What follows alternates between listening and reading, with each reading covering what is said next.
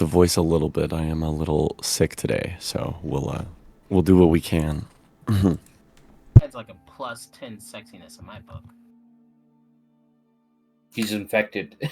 Yeah, exactly. Okay.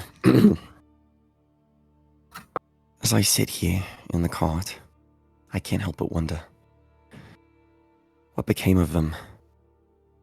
Tuna screams, and then they turns to this quiet, this silence that I honestly never quite anticipated hearing. Presumably that was the result of chickens turning. How did this happen? One minute they come back from hunting, and Chicken's clearly playing it up. He's feigning an illness. And then it suddenly develops into something much more sinister. He coughs, and suddenly there's like a bite behind the bark. We discovered that it was in fact some sort of infection, and we need to get to Emberwood as soon as possible. So we set off quickly. Stripes and I worked closely to stabilize Chicken and keep the infection at bay. Near the end of our trek, we encountered 3 adventurers who had come from Drakkenheim itself. One of them was severely sick. The same signs and symptoms as Chicken. In the night, he began to turn, and we had to kill him. His friends thanked us for our hospitality, but it didn't matter. They couldn't stand to be near the body of something that had stained their memory of a friend. I understand that. Now, sitting here in this cart, there's this pit in my stomach, and I can't stand to look back. But I know that Tuna's gone and that Chicken's, well, not the same. And that is a recap. Short but sweet. Yes, sir. Alright, hope your sickness goes away before the Christmas. Oh, I hope so too.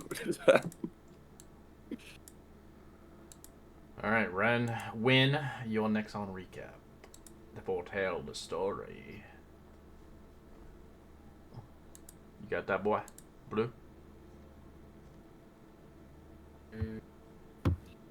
Mm-hmm. Alright. As you guys begin to eventually make it towards the land of Emberwood village. Near Drakkenheim, you've traveled weeks on end and lost comrades along the way, hearing the screams and yelps of individuals in the distance. As you finally come towards the court caravan in Emberwood village, eventually making your long venture home again. Is that like everybody to level up to level 2? Oh, let's go. We will bring you to the map now. You actually have a village map. Got locations too. Oh wait, it's so cute. Yes, this is your base of operation for the entire campaign. This is where you'll come back to buy your things, to sleep, to rest, to replenish yourself. There are locations in Drakkenheim, but that'll be farther down the road. This is your comfy spot. And there are lots of things you can do here, a lot of rumors, a lot of things, and great if you want to find a faction member, there might be a faction member here for you if you're looking to intertwine, and as well a way to get to Drakkenheim and come back here, of course.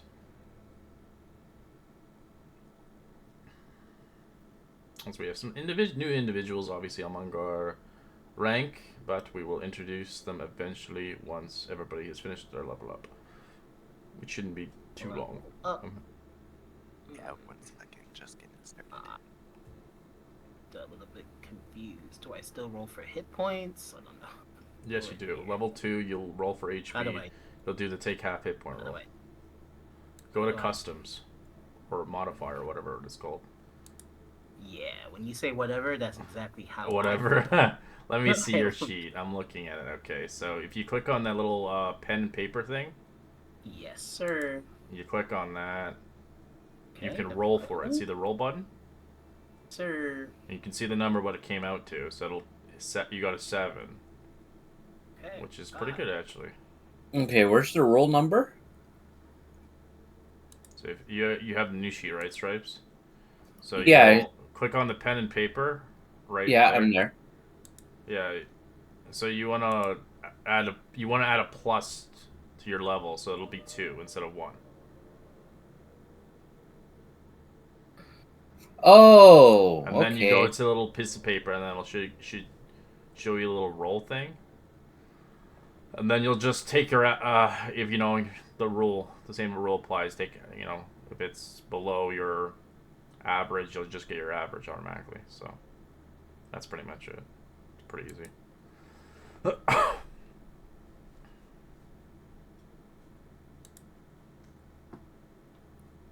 I don't know why it's not working. Okay, whatever. What's not working?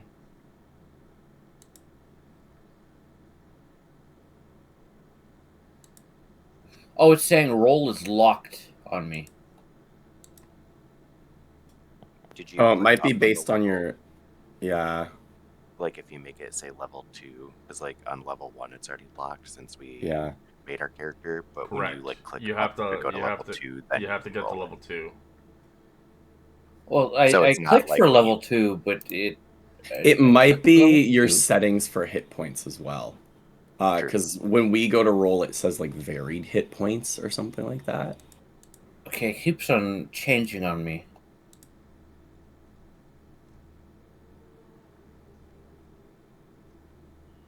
Okay, there we go. Yeah. How do I adjust the add custom? So that'd be 18. You would click roll, or you can click undo, and it'll bring it back to average.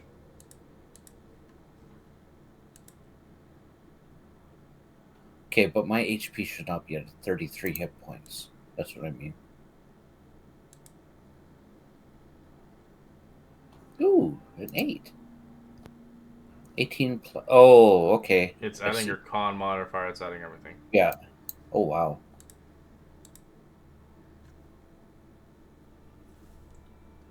Clerics can be beefy boys too. Yeah, I was not expecting 51 hit points on the first level 2. You shouldn't have 51 at level 2. Well, that's what I'm trying to say. There's something going on here that I don't know, and it's kind of annoying. Looks like it's adding your hit points modifier in total.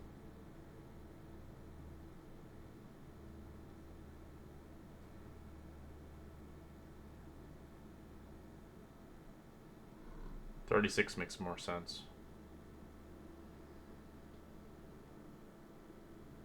Yeah, I don't know how to change it back. Is it what is it right now? 51? Let me just upload your sheet.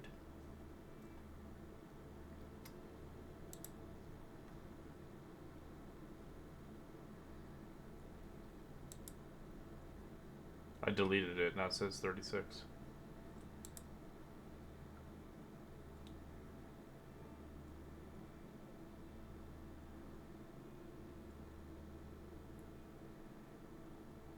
Just go through it all, and you can just modify it. Alright, it's just jumping back to 51 for some reason. Yeah, I don't know. Okay.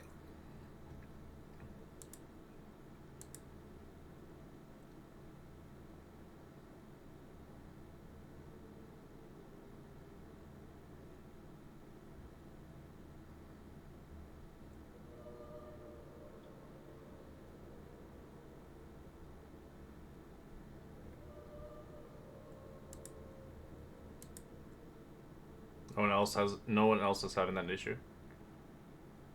Jorzen, do you No. know how to level up?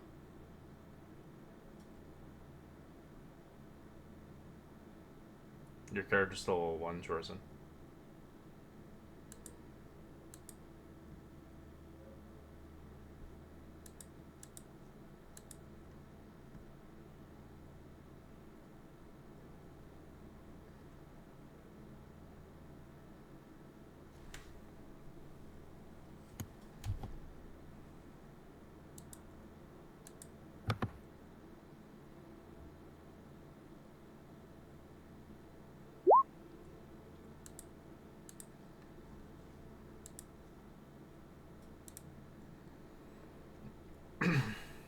I think I just did it. Did it do it?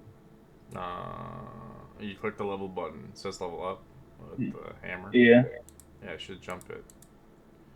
I just can't see it because it takes forever to load. Let me reload.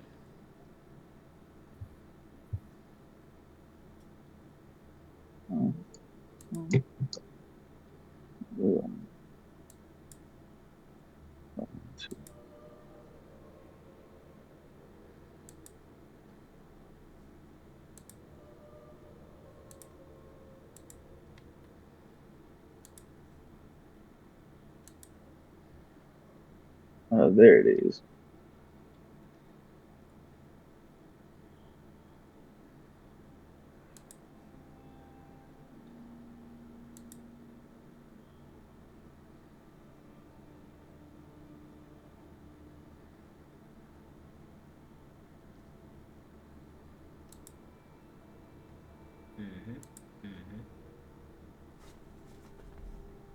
We're typing. We're typing.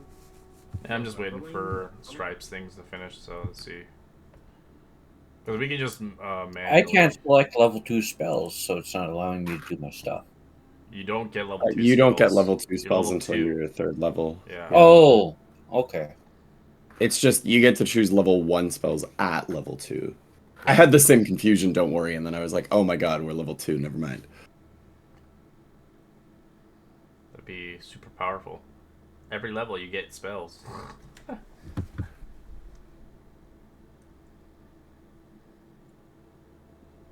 some reason, my character sheet's freaking out about my ability scores, and I don't know why.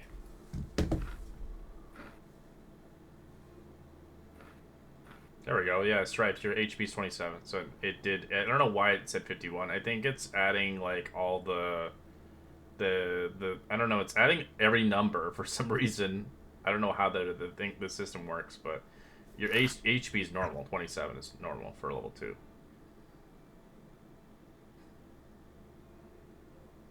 Well, it's adding. You're supposed to add proficiency bonus. Yeah, it's just as weird well? though how it's adding con? everything. Yeah, it's adding all of it, but it's adding it into a weird kind of calculation for some reason.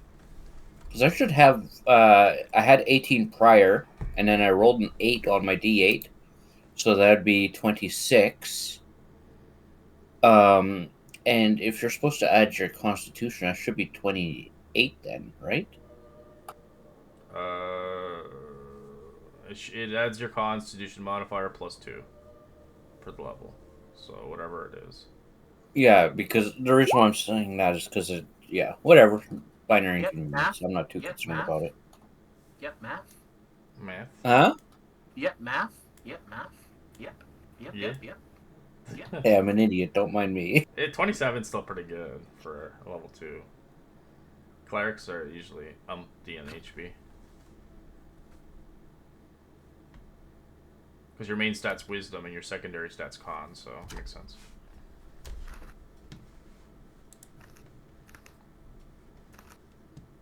Now you can survive one blow.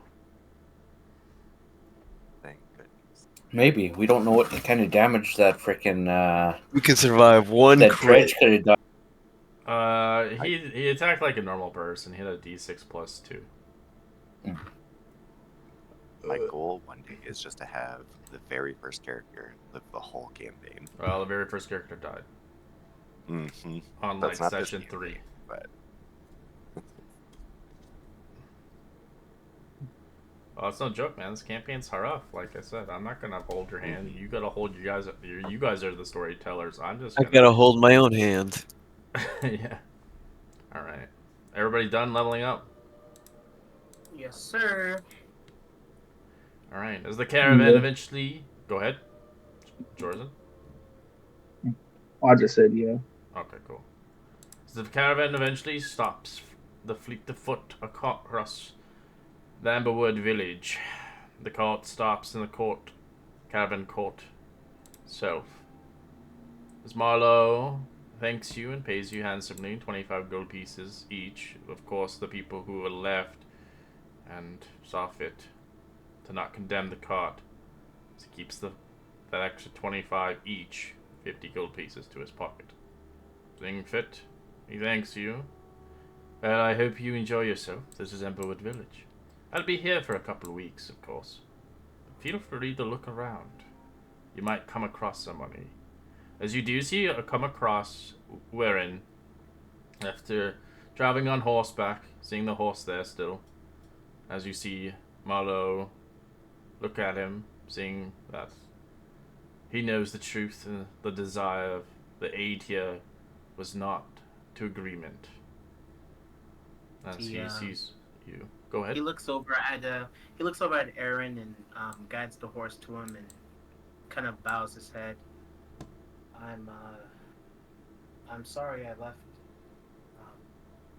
Obviously, couldn't convince the healer to come, but at least I got your horse.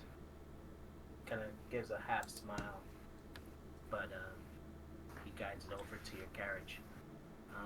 Well, thank you. Of course, you not paying, man. Thank you for keeping my horse safe. I'm sorry that, well, as you can see, not all of them made it. I believe within the same day you left, Tuna and Chicken decided to venture off on their own accord.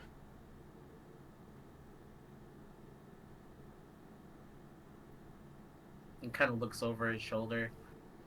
If the party's still together, he probably see that they're not there. He kind of nods his head. He looks over at Aaron again. Thank you for at least letting me try. Yeah.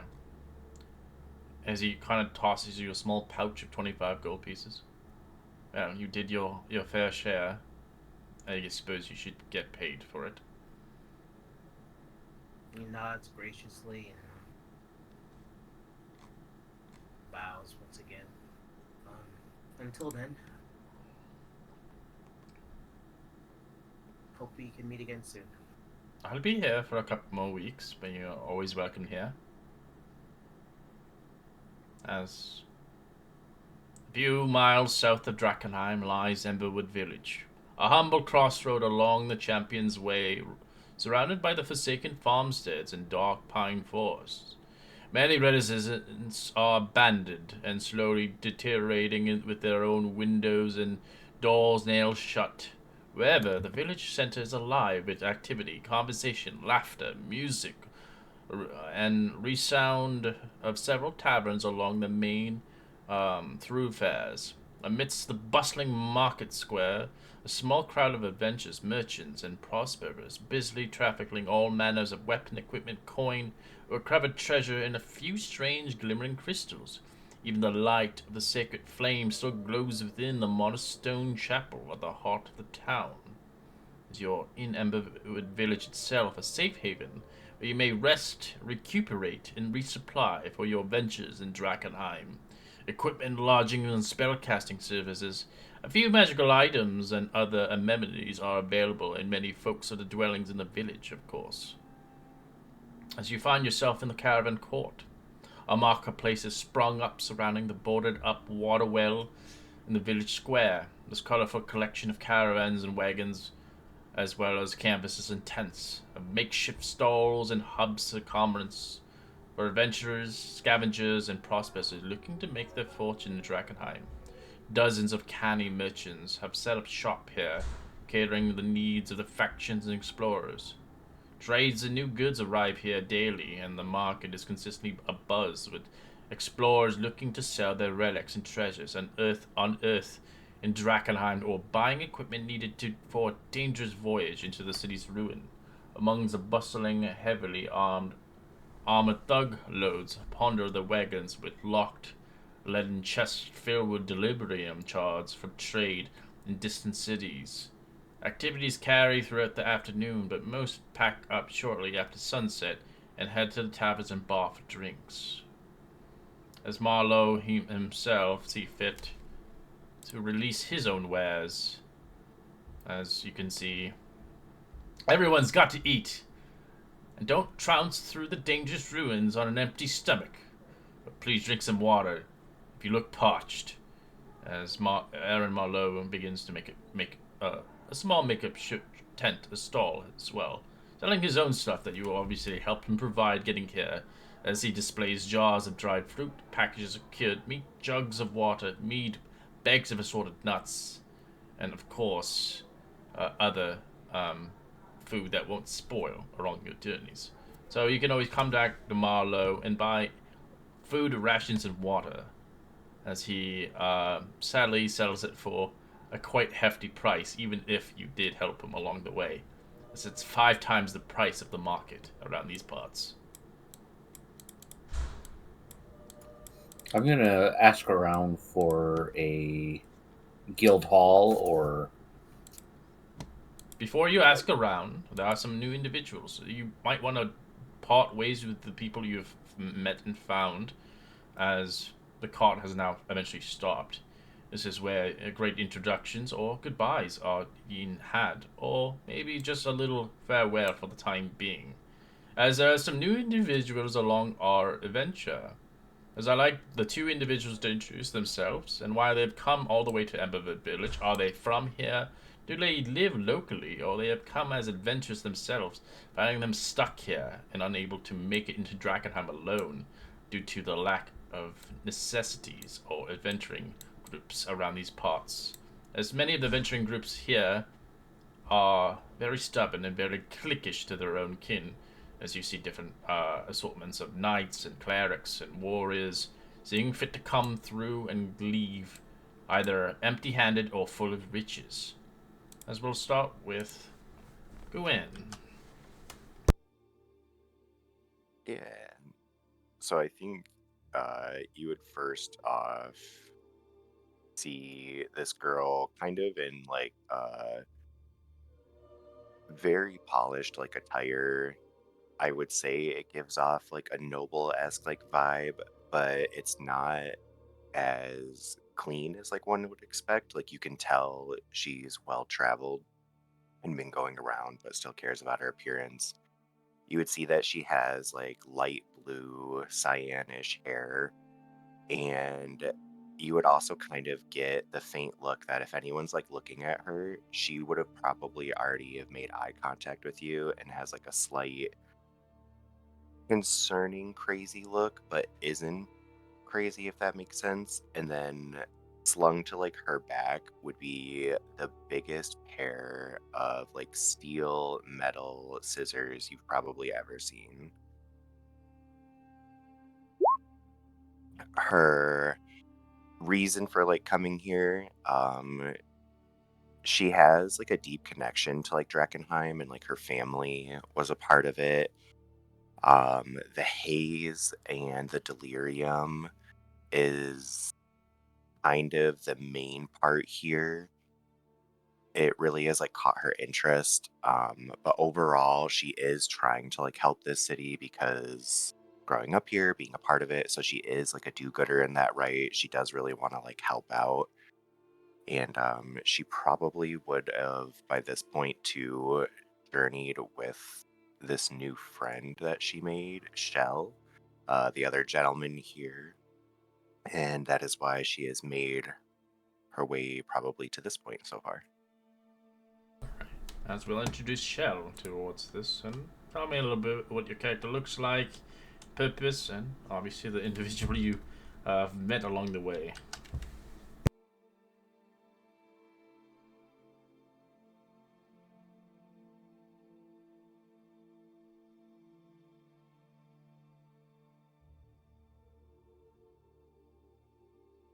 If you're talking, Pride, you're muted. Thank yous. He will he's hunched over.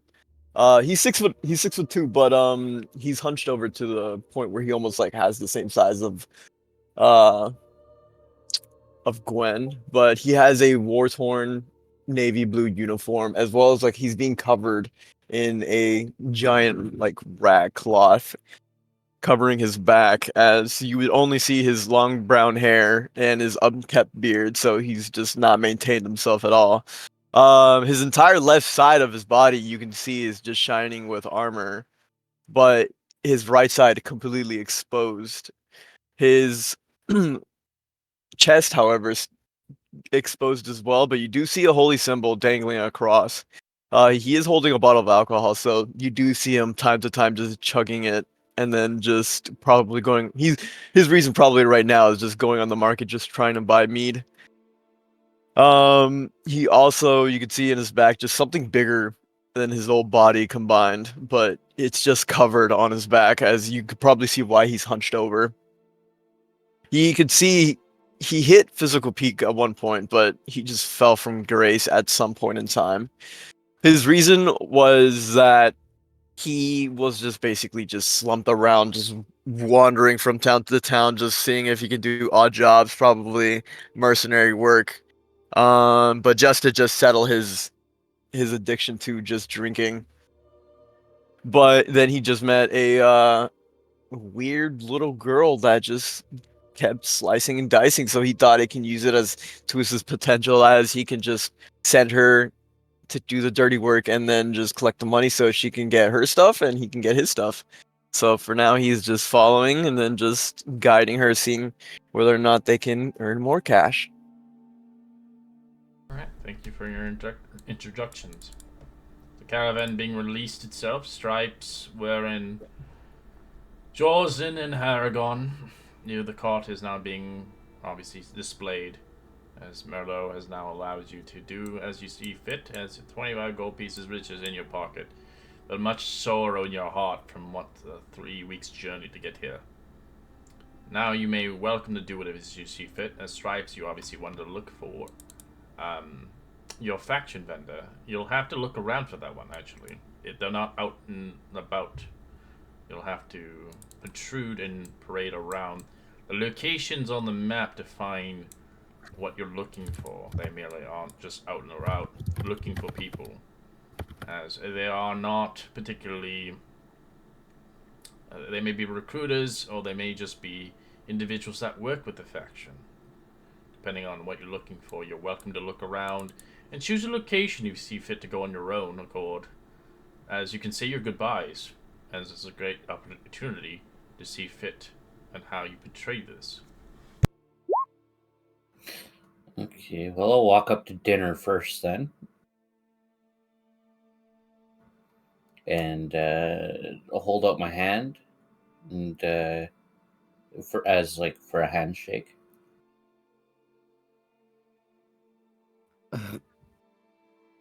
He'll kind of just look at you. What's this about? Just appreciation for helping me out.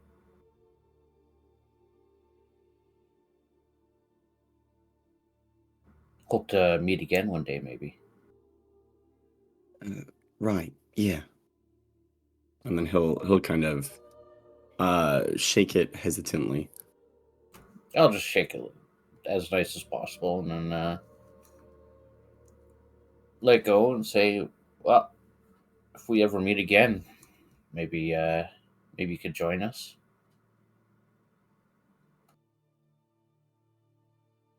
Yeah. You seem pretty reliable for a ally, so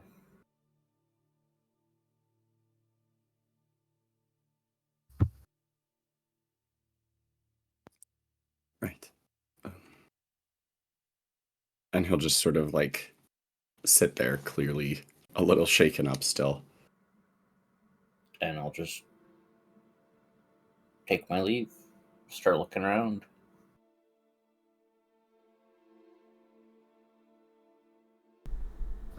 After examining the bag of gold in his hand and thinking about what happened to the two kittens he close to, he puts the bag of gold away and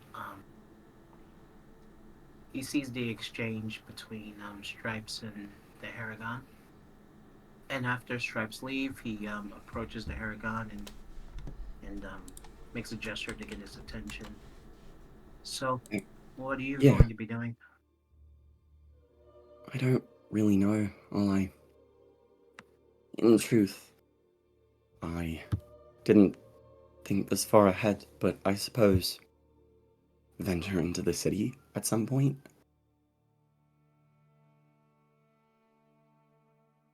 What about yourself? I'll be honest, I don't really have an interest in going into the city, but if the Queen's men and the person I'm looking for is there, then I would probably be forced. I don't know exactly what I'm going to do when I find him, but he kind of looks at his shield and looks at his sword, and then looks at Aragon. In any case, you can kind of tell, like as he was speaking, he kind of lost train of thought and looks at you. In any case, I am quite interested about this delirium and about what started it all in the first place. I mean, I don't know if you prefer traveling alone, but I wouldn't mind traveling with you. No, in all honesty, I think it's kind of nice knowing that there's someone else traveling with me. He holds out his hand, um, and looks at you and says, "Well, we should get going. And I heard there's a tavern of some sorts. We can probably speak to someone there and get a couple of information about what's happening inside the city." Yeah, I think that's probably for the best.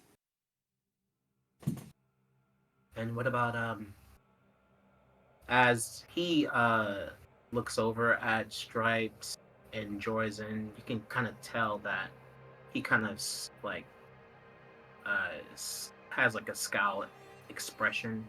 What about those two? I think Stripes mentioned they're going their separate ways from us, but you could ask them yourself. Perhaps you could convince them that there's strength in numbers.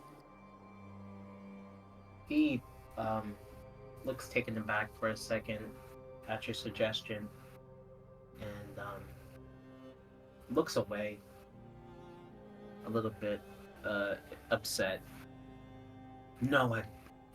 I'd rather not.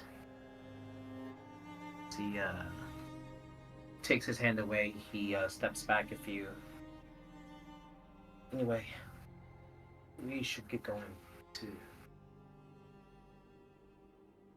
the inn or whatever the equivalent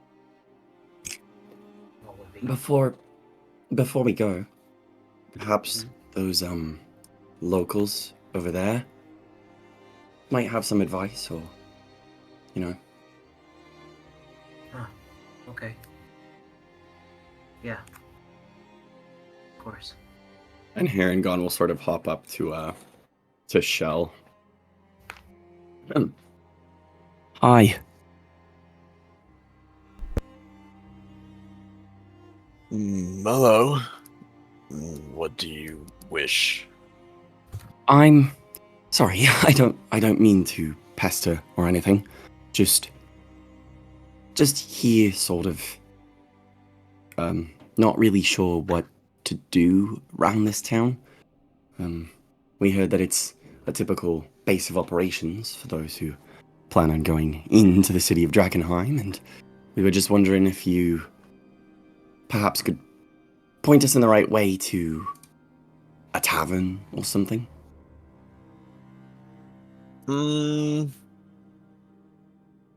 Do we know of a good local tavern that sells really good beer? There's only Oh, one tavern around these parts, usually.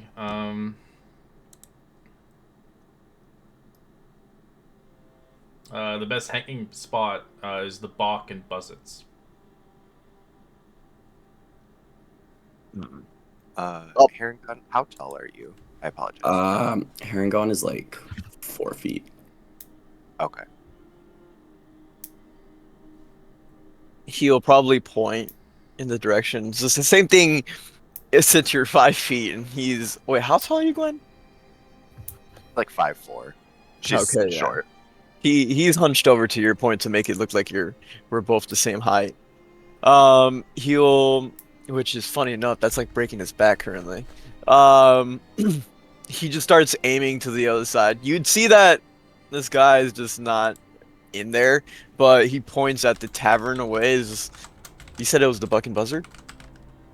Red? The Bark and Buzzard, yeah. Okay, yeah.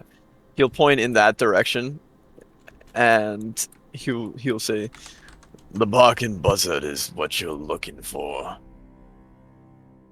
Good Oh. beer, good types. Everything's expensive here, though." While you are making such lovely conversation with me, you wouldn't happen to know anything about a group of thieves that sometimes demand a fee when people cross the road to get into Emberwood? I think you would feel from behind you, Herringon, all of a sudden, like, Gwen there, and she would kind of put, like, her chin on your head, like, from behind, and kind of trying to, like, sneak up on you and being like, thieves? Oh. I think as you did that, since Warren was like being cautious and watching the interaction, he would immediately draw his sword and try to put distance between you and Haragon. Don't mind her. She just likes she's jumpy around doing good. Herringon did not notice the entire ordeal, so his ear will kind of twitch and he'll turn around. And then noticing Gwen being like probably less than a foot away from him, he'll kind of jump up quite high, considering he's a Herringon. Oh my gods. Right. Yeah. Sorry. And he's clearly very flushed. Thieves. There were thieves that tried to shake us down on the road, and we took care of some of them, so to speak, and then the rest ran away. So I wasn't sure if perhaps they had a base of operations here, or if they've been shaking other people down, or I can't stop talking for some reason. But Gwen yes. would, like, move even closer in. And, like, just preface, I want to say Gwen's, like, personality is, like, if anyone's watched anime and you see, like, the typical woman villain trope, but she's not a villain. But she kind of gives, like, that vibe, like, very snake and, like, fluid movement and very quick and kind of, like, angular, but she is kind. So she would move in very close to Herringon, and she would just, like, put one finger at, like, your cheek and move it down towards your chin. Oh, don't be so nervous, cute bunny. These sound like fun things, though. So you need some help taking care of the rest of these bandits you are implying? No, not not particularly. More like I was implying that I hope they haven't caused more harm and was trying to get more information. Interesting. And then she'll look at Shell and, like, kind of turn her head. Sounds kind of fun, doesn't it? As long as it gets money, I guess. Need something to at least stay, sleep, eat, drink. Simple as that. All supplies are needed. But yes, it does sound fun. And then I think she would quickly, like, flit over towards Where Inside and kind of just, like, roll over towards, like, his shoulder Oh, you can put that thing away. We're not here to harm you. We're just having a little fun. Plus, I don't think anyone wants to fight. He's like showing probably like the whole locals, knights, and everything. Is just if one person starts attacking, everybody gets attacked. Trust me. As within He a few kinda- seconds, you do see a group of 5 adventurers just coming from Drakkenheim with riches and splendors, bringing their treasures towards the caravan. You see they have a party of a fighter, a paladin, a cleric, and it looks like 2 rogues. As they look like they found quite splendors. You can see some badly armed people. So you feel in their heads that rivals will come here and take the chances of stealing your splendors or other things. As they look at towards you, seeing a new crew coming in, as they chuckle a little bit, seeing that the crew that they believe that, as they just witnessed the 4 of you together, as you can hear a whisper on one of the tongues, they won't survive the night. That crew will be shambled by those creatures in there. More for us, of course.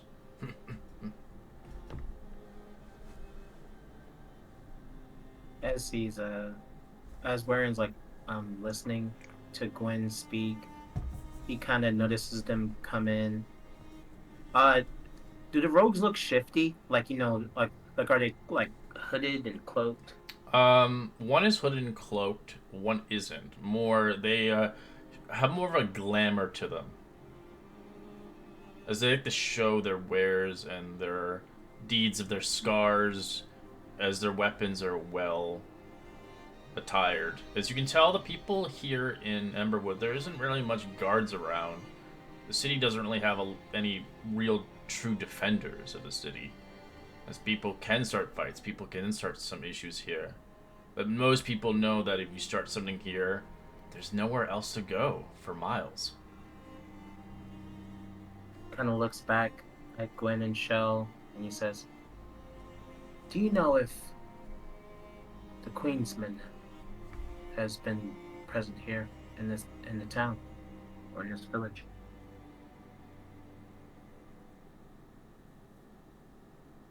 So as he's saying this, he was listening to Gwen, but he kind of cut her off when he saw the opposite party coming in from Drakkenheim.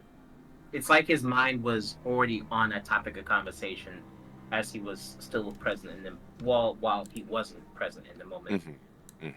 So he's kind of like, "Do you know if the Queen's Guard is here, or the Queensman?" The Queen is what? Never heard of her. Would we know of that at all, Ren? Or... Yes, you would know about them if you've been around here. You know a little bit about them. Not enough that you know everything about them, but enough that they do conjugate around here, but they don't openly do it, as they don't want to find themselves. But the Queen's Guard tend to manipulate people or try to control them to do what they do, as they wish to claim Drakkenheim for themselves and make it a city of freedom, but of course chaos as well. I think then as soon as Warren said that, because I'm assuming he's saying this like decently out loud for us to hear, Yeah. Gwen's demeanor would shift like very quickly to a more very serious look, like straight into your eyes.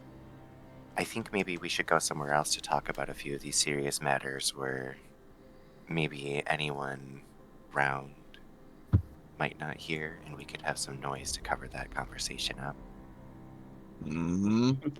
Or we could do it in the comfort of somewhere public where there's lots of witnesses. And then she'll turn like all smiles again back to Herringon. Of course, let's get a drink. As Drink, you can see, let's go. if you want to look at the rival party a little bit more, learn a little bit about them, you might come across them again in the future. You can roll a history check just to correlate their race and their class at the moment. You don't really know their backgrounds, their goals, or whatever, but down the road you may want to know them if you'd like. rivals do exist in this campaign, so you can obviously make That's kind of enemies, sick. you can make allies, or you may make some truces if you meet them in Drakkenheim, or you might fight to the death for treasure. Let's kill them all. They will be on I par with you agree. guys. They will be strong. Let's take them out before they become too strong. Exactly. If No. we kill them now, we'll be stronger I than shall ever. cast 5th level smite. I'll take it. Cast level 1 power word kill. I'll reduce it by 1d10, All and right, that's so all a I can DC do. 15 is good enough. So you do know the rival party that you see. You don't know their names, but you see one of a human male. He's a paladin. One of a dwarf. He's a fighter, female. You see, obviously, a half-elf male. They're twins, male and female. They're both rogues. And then, obviously, a human female cleric. Noted.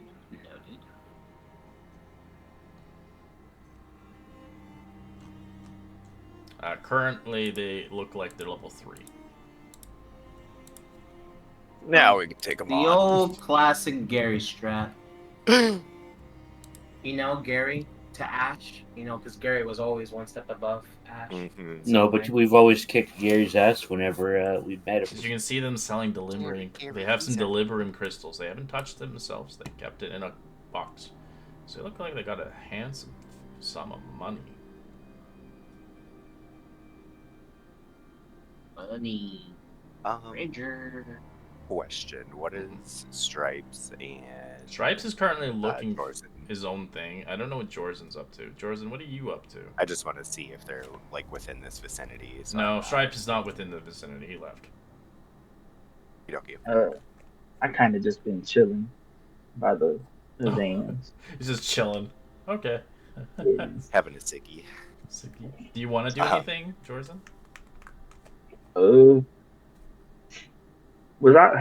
Have they all been in earshot, or did they go to the bar? Party? Everybody is. Oh, like the party or the group? The group that was talking with Gwen Shell. Oh yeah. Wearing- You're in the vicinity with them for sure because it's still in the caravan area. Okay. You eventually see the Guess party what? eventually venture off as they go towards the Barking Buzzer. Hell's on me, boys. We've done good. 3 days of harshness out there. We deserve a drink, a bit of splendor, and I guess some fun. As they walk off. Oh, that party's also going to the Barking Buzzer. Of course, it's the best place to get a drink. Perfect. Gwen would notice though Jorzen like standing over there and would probably like affix her attention that way, and then tap Warren since she's right next to him. And is that one also a part of your party? I assume. He looks over his shoulder and sees Jorzen. He doesn't see Stripes, so his expression remains neutral, but he looks over at Gwen and gives a puzzled look. I'm not entirely sure. His brother is someone I particularly don't like, but Oh, he's... discourse among friends already. Well, something happened. As he kind of like takes his attention off of Gwen and then back onto Jorzen. But I don't know. Maybe things will change. Well, maybe you could bridge the gap a little by at least letting them know that we'd be heading towards the bar. If they are members of this group, they may be interested to talk among these things. But who am I to meddle in strangers of things, right? He kind of looks up at you and then looks over at Jorzen and takes a long stare before shouting a little bit to hopefully reach Jorzen's ears. Hey, If you and your brother are still in town by tonight, let's talk over some ale. Yeah. I'm looked up, concentrated look, because I was like deep in thought, I guess. And I look at him and I'll be like, okay, uh, I'll see if I can find Stripes and we'll talk it over. Okay. Kind of looks back over at Gwen, and as he's walking, he doesn't say anything for a while, but he kind of says in a hushed tone towards her, "Thank you. I don't want anger to cloud any judgment I have going forward. So I appreciate you offering some advice there."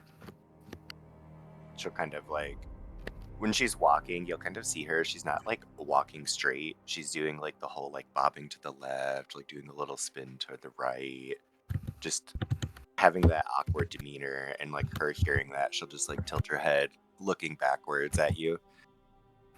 No problem. I mean, you could die tomorrow, so why let anger and silly things like that stand in the way, right? And then she'll just roll her head forward back and kind of keep walking. Keeping As an eye he every hears once in a while. that, he kind of looks towards Aragon a little bit. Harengon is going to cast the message spell, and he's just gonna go, "Holy fuck!" That's one way to think about it, I guess.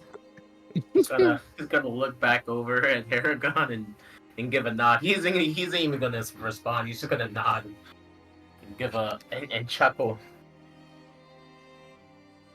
Probably hear like the heavy footsteps following right behind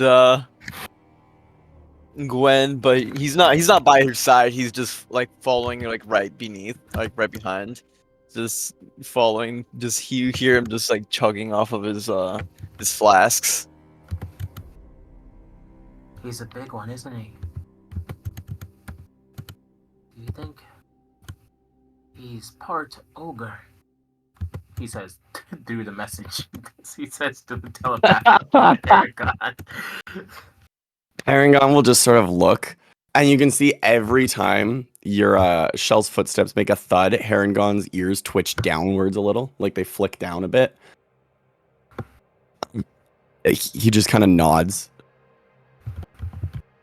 Kind of looks over at Shell's footsteps as well. So, how long have you two, been... And Harengon will just sort of stop, and the hairs on the back of his neck will stand up again, and he'll sort of turn towards, like, the north direction of the city. Sorry, What is it, Aragon? nothing, just... weird. The city of Drakkenheim is Northwood, right? That's where Yes. we saw the Avengers. Nothing. I don't know, it was weird. Anyways, how long have you two known each other? Weeks, month, probably. I can't tell. How long we been, Gwen? I think like 3 days, right? And she'll just laugh, jokingly. Probably 3 hours, 3 minutes, 3 seconds. Who can tell? Wait, and you guys are that good of friends after only knowing each other for 3 minutes? And wait, what was your name again? And she'll laugh, just like being near Shell. Kind of forgot. That's okay. That's okay. Hey, It that's... happens, we don't get old. You don't have to be old to forget your name, you know. Ah, yes, I never asked. And what were your guys' names? Warren stopped walking his tracks. He's a little bit taken back by the whole conversation of normalcy after dealing with something so dramatic. Where he's like, "Oh right, Warren Gray," and he outstretches his hand instinctively towards Shell. People call me Shell. Yes, he'll hold on to it. He'll try to do an. He's gonna try to do an athletics. Try to see if he can hold He's their hands going like to- hard. Yeah, Warren's going to take an athletics check on disadvantage because he was surprised. Oh, Oh But shit! with Shit. disadvantage, let me just Oh. see real quick. Oh, So he's Oh, dang. gonna be like, yeah, nice to meet you. He'll most likely just be like, you would feel like the sense of like the grip getting tighter and tighter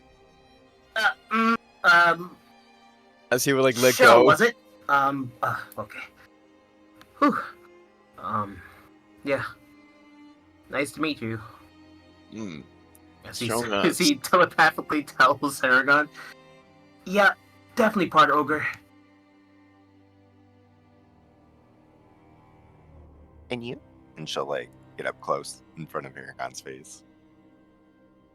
well, I honestly, you know, we just met. But my name is it's, and he kind of looks at the ground for a sec. Mhm. Cobblestone. Okay. Where Yeah. tilts his head. Yeah, it's just like Cobble- looks as like the Stone. the floor. Gwen's just kind of like blinking at you. Yeah, isn't that right? Good old Warren. I'm Cobble. As he looks at him, he looks back up at the duo and smiles, putting a hand on Haragon's shoulder. That's right, Mr. Cobblestone. He is not selling it at all. I mean, Gwen's world. She just goes, "All right, well, nice to meet you, Cobblestone." Gwen. I'm not any better. He would just look at you both, just like, right. Probably don't trust us yet, so maybe you just thought of looking at the floor for a second. No, I understand. wouldn't that be a terrible lie to just like say the first thing at your feet? Right. Right. That Like that's what just- just happened now. Like, now I'd be, and Harangon kind of hops onto the grass. Now I'd be blade of grass.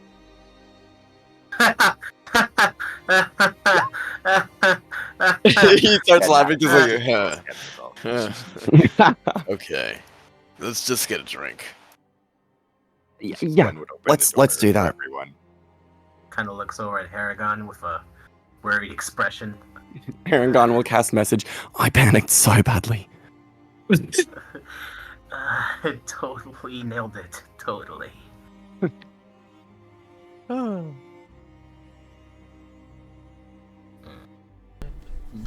As you guys begin to make your way towards Bark and Buzzard, we'll head back towards Stripes. The Stripes begin to look around the vicinity. As you all can roll a perception check, the DC is high for getting some rumors. So if you have a low perception, you'll likely not hear anything. Who, everybody or just... Everybody. Mm-hmm. Okay. Gotta roll perception, yeah. So there's a If DC we're to it. trying, I was gonna say, if we're trying to find rumors, I'm probably gonna cast guidance on You're myself while welcome I'm to, like yeah. lurking Yeah, around. I and forgot to do listening. mine. Oh. But well. Shit. Anybody Well, has okay. below a 15 does not hear anything. Let's go. You may hear the rumor twice if you roll the same number twice, of course. 3 of us rolled So 14s. anybody 15 or higher can roll a D100. Alrighty. I'm more focused on my drinks. Whoa, Aaron, what the fuck? Right. Whoa, Stripes, what the fuck, but in the opposite direction. No, The like, duality of man. The duality of man. The two ends of the spectrum. I'm not a man. No. You're a cat. Alright, as you hear a rim of Stripes in the distance, as you hear two people talking from each other, I wouldn't go to the slaughterhouse. The Slaughterstone Square. Don't go there. If you want to be killed.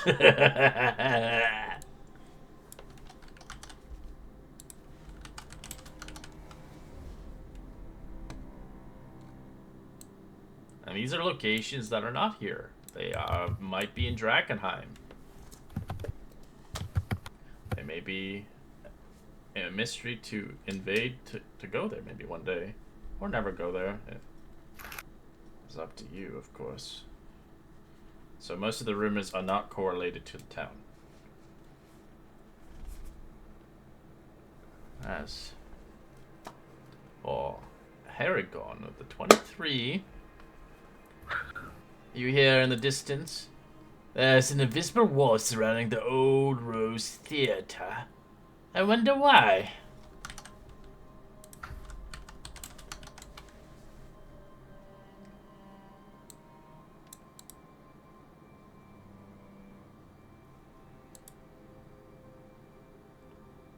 Some of the rumors are true and some are misleading, of course. And many are entirely false. As our last individual's rumor we're in with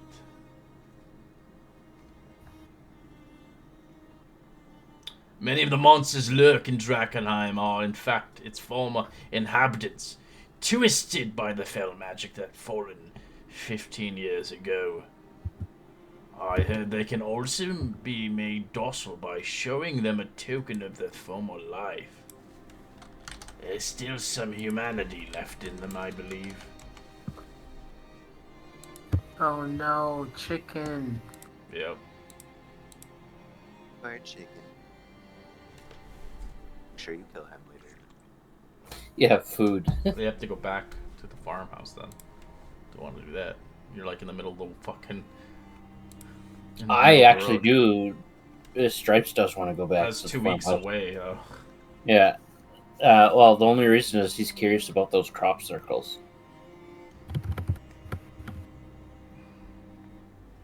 Alright, those are the rumors you hear. As we get back to Stripes. Stripes, you're looking around for typically something correlated to your connections of your faction. You can roll an investigation to figure out some clues or insights. But you're welcome to go around the town if you see fit to kind of find a location that sounds interesting to you as well. I will do an investigation, but I'll also stop at the chapel.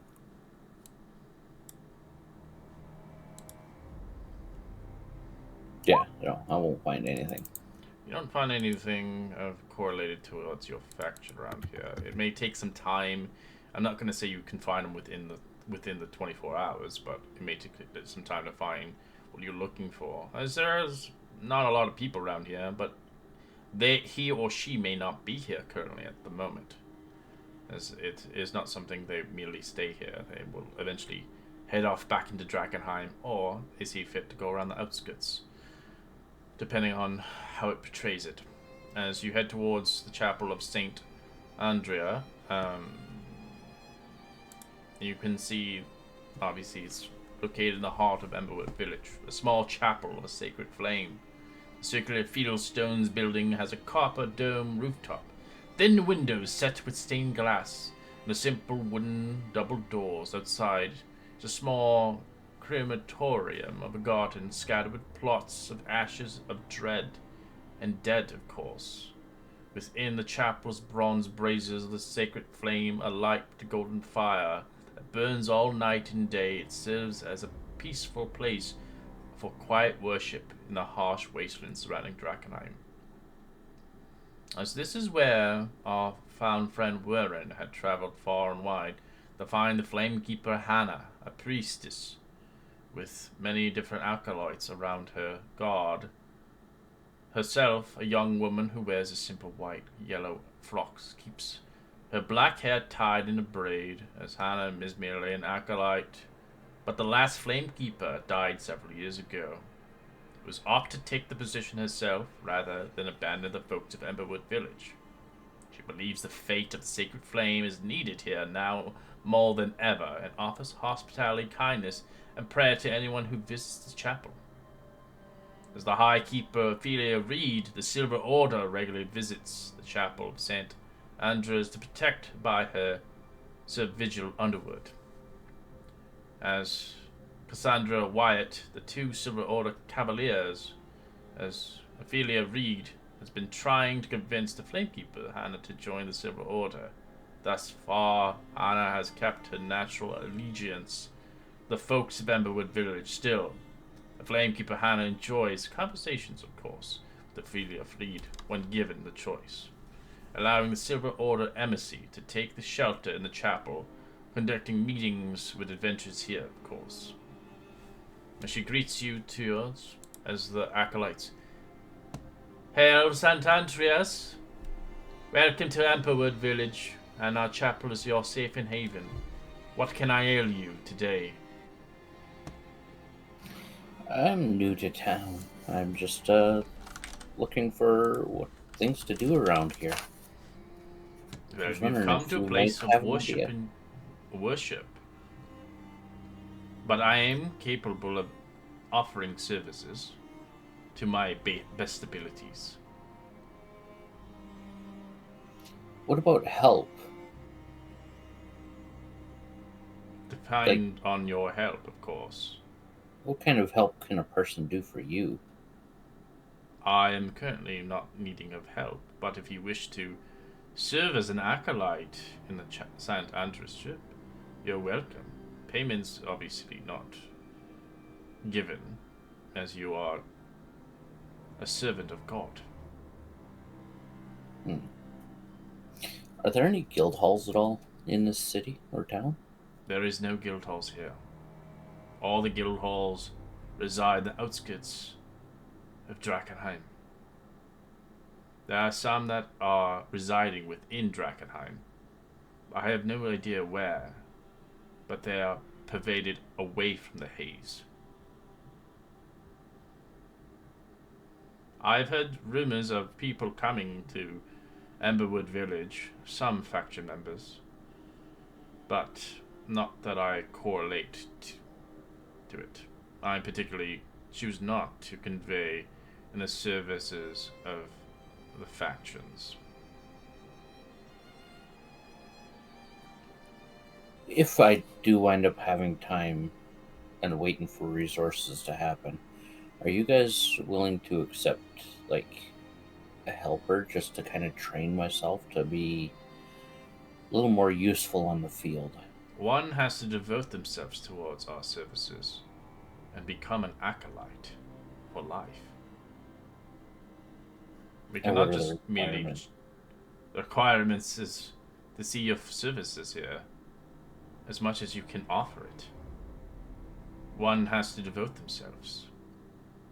Out of character, you would become an acolyte, your background would change, and you would come here on your downtime as much as possible to help people and learn. That would probably be very much something I would wind up maybe doing on downtime, of course. Yeah, but you would you would have to devote yourself. You would have to completely overhaul your character's personality, change. Yeah. It's Don't not wanna something do you that, can yeah. just like, oh, can you learn to medicine?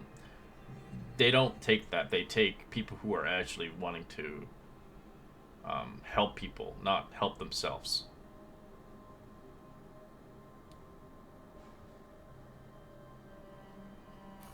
May have to come back one day. You're welcome here at any time if you need a safe haven of somewhere to sleep. We offer not much. As you can see, they have like some like kind of stretch, like kind of almost like almost like a shelter. If you think about it, it's not really comfortable. It's kind of cold, but they offer it freely for those that require it. They don't have the coin, but they do offer services. She's able to use third level spells. She charges a fee, of course, for certain spells. Plus the cost of any expenses of material components. They will not provide it. So it's quite expensive. As well as they can do spell scrolls as well, but again, very expensive. So a spell Revivify in this campaign costs 1,000 gold pieces. It's not 300. It's very expensive. If you want to come back to life.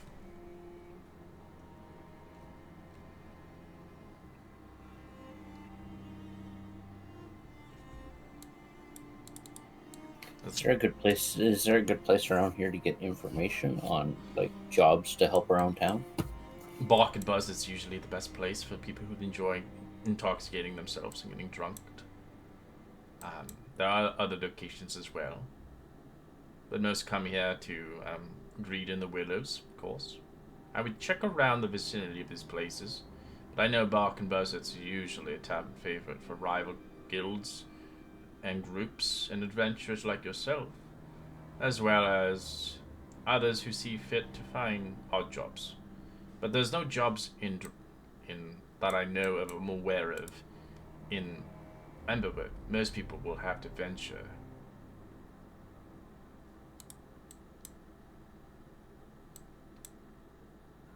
I'm sorry, I couldn't be much of help. I'm not much of a quest giver. I'm a people helper. Oh, hey, no problem at all. I just thought I would come here because just to see what I can do and figure out what can be done. It's quite alright. Maybe eventually get some. Maybe eventually I can help you out somehow and then get some info on Oops. how to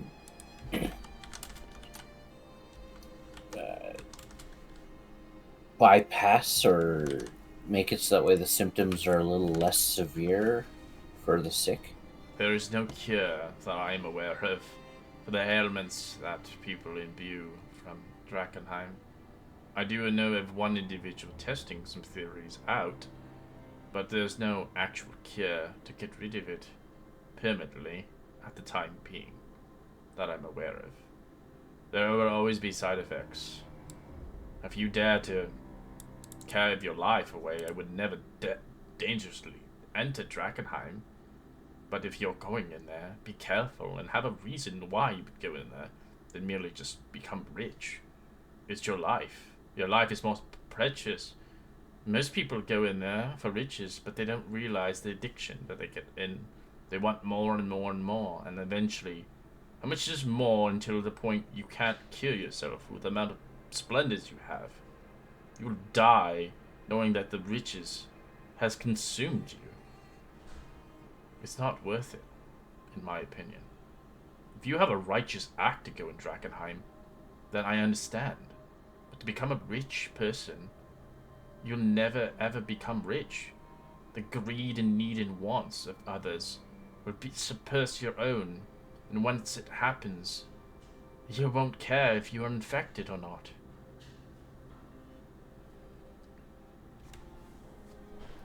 Who is this person that is testing theories?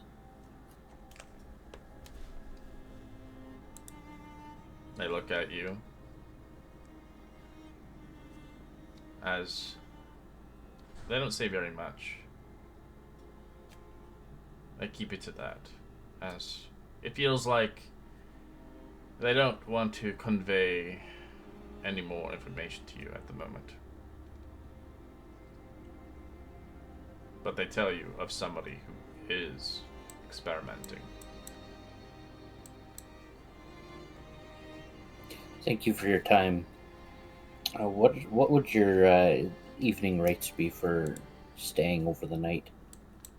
They're free, of course, but food is not provided here, and not much warmth as well. But as much as we can give is light and hope for the next day sprung. I'm going to bow down and then I'll leave the chapel. Thank you for your time. I appreciate it. As for herself, she believes it's a sin to somehow kind of cure the ailments of people who've gotten the Drakkenheim haze. She feels like the chances are people who condemn deserve the damnation, as its will's God, the will of the God itself. It's their own fault for traveling Drakkenheim. It's their own fault being contaminated, as they should deserve to die in that fate. They're being saved.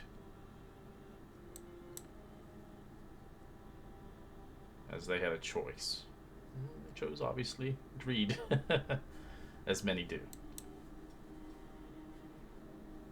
As you leave, as we will take a quick 5-minute break, we'll be back in 5 minutes, and we'll head towards the Bark and Buzzard.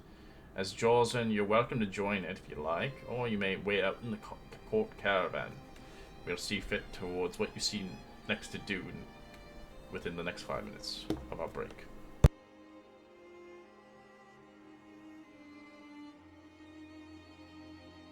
We gotta find that person who's testing theories.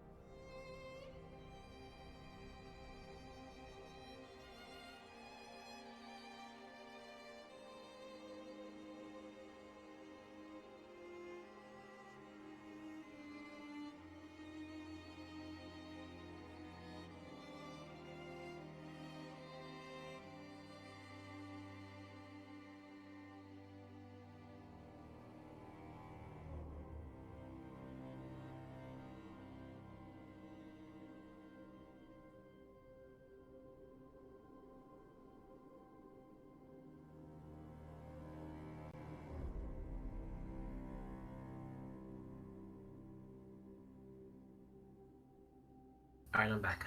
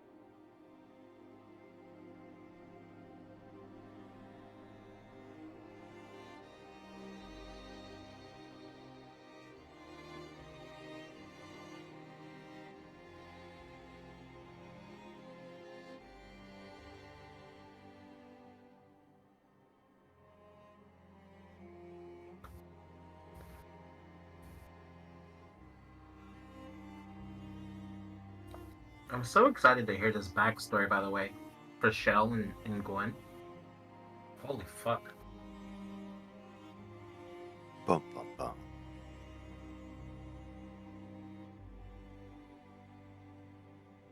Surely, guys, Bum you bum. guys were meta unlocked for me, right? You guys will tell me where I can find the Queen's Men and, who Right. to talk to. Surely, right? I just like hand you a dossier that has everything. It's like, here's what you need. Can you imagine? She just switches up her entire tone. So here's what you need. She's like, wearing gray, I've been waiting for you. Here are the details. This Your is next mission. Exactly. Can I bring my friend Harrigan along? Sure. No. It's you, me, and her. By ourselves, alone. Okay, I'll just try not to take offense to that then.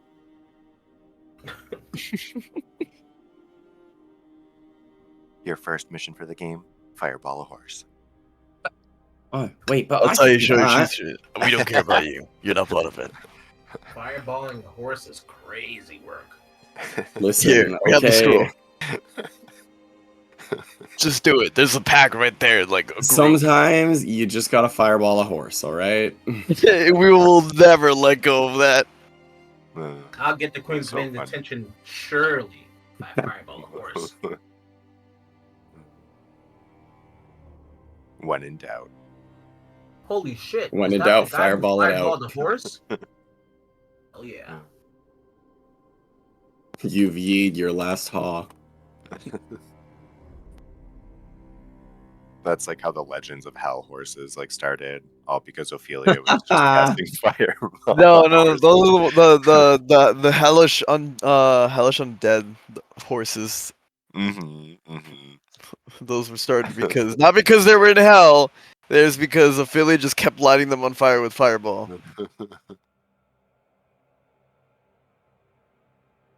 The day that 20 of them stampeded a village.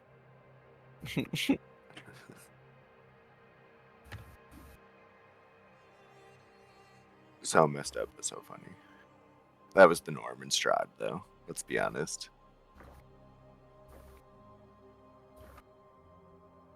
Shit, fucking Strahd would have been like, she has no remorse. We might need her.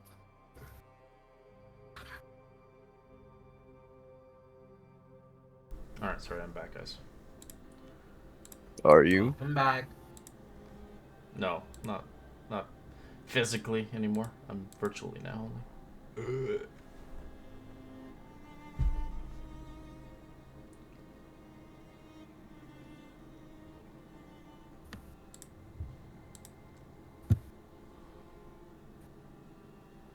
Alright.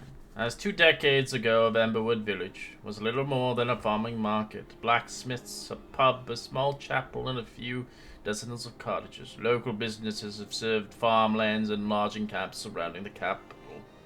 The town was occasionally a rest stop for merchants to stop off on their way to Drakkenheim. As the town lies some 5 miles south of the capital city, it was not directly damaged by the meteor shower, though the impact shattered the windows in every building, causing some weaker structures to collapse. Left some of the village in a blind or deafened. Unfortunately, the aftermath was all more terrible. Over the past 15 years, the contamination of Drakkenheim has affected the countryside for miles around. Once the fertile fields and dense woods are now barren and dying, gradually most of the folks gave up and departed to safer, more prosperous places. A few people remained behind, determined to hold on to their family homes and salvage their livelihoods. Ember Village still persists to this day, and at the odds after the Civil War, benches began to show up. In the town, explorers heading towards the Dark City needed a safe place to tend their wounds and rest. The Ember Village gradually became some sort of boom town for a new frontier for adventurers and explorers.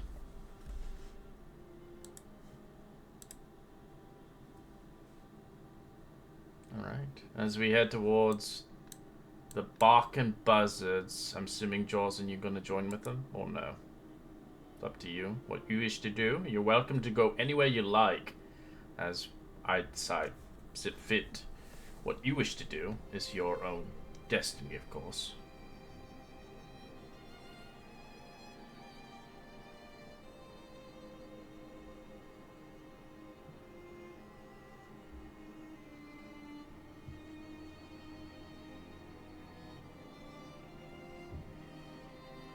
You're muted if you're saying anything.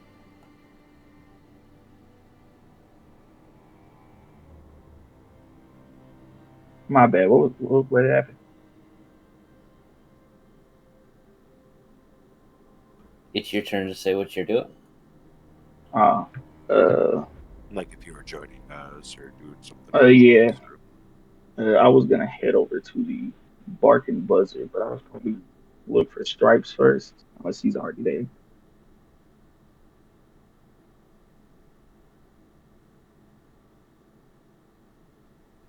Alright, so you're heading there as well. Okay, let's move your token there. Give me one moment.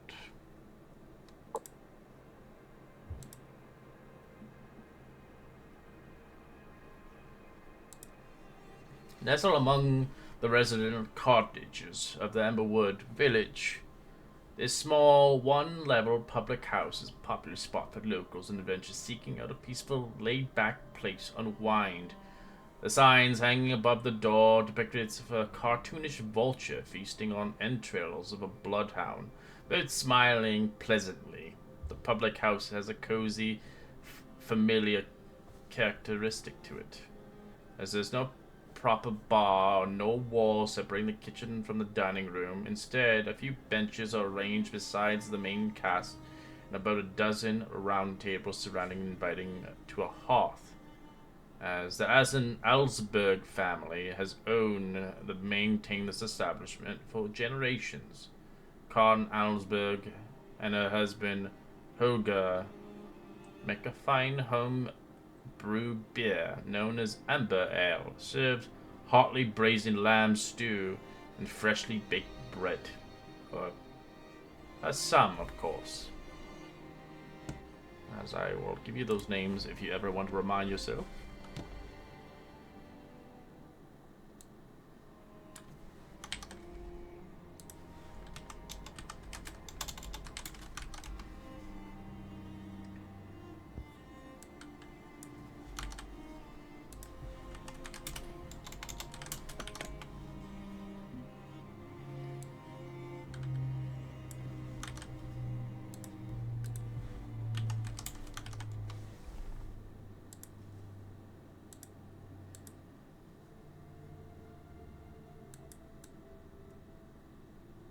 Um, Aaron said he was gonna buy us a couple rounds, right? Or Marlo, rather.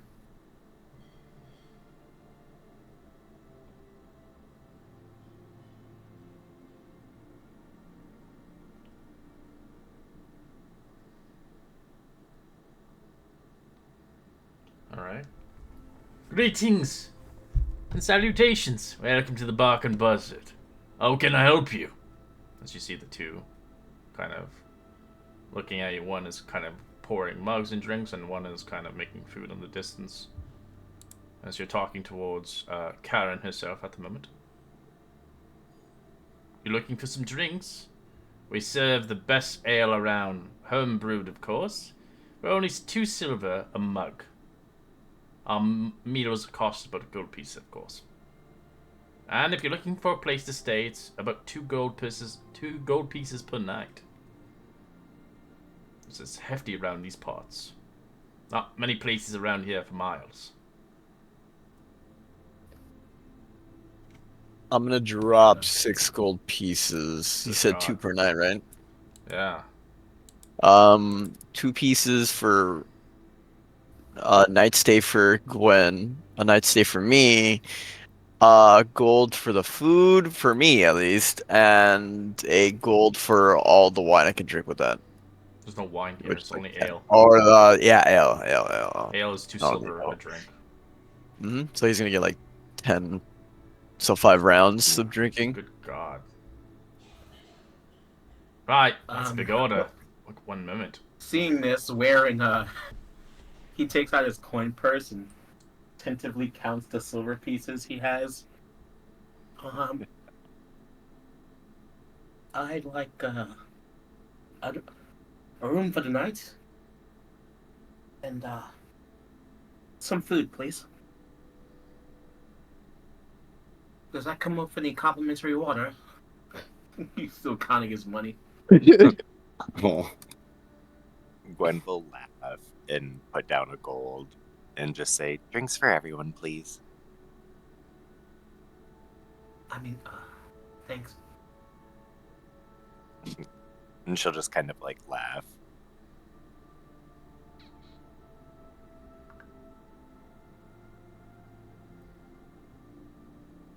So why'd you guys come here?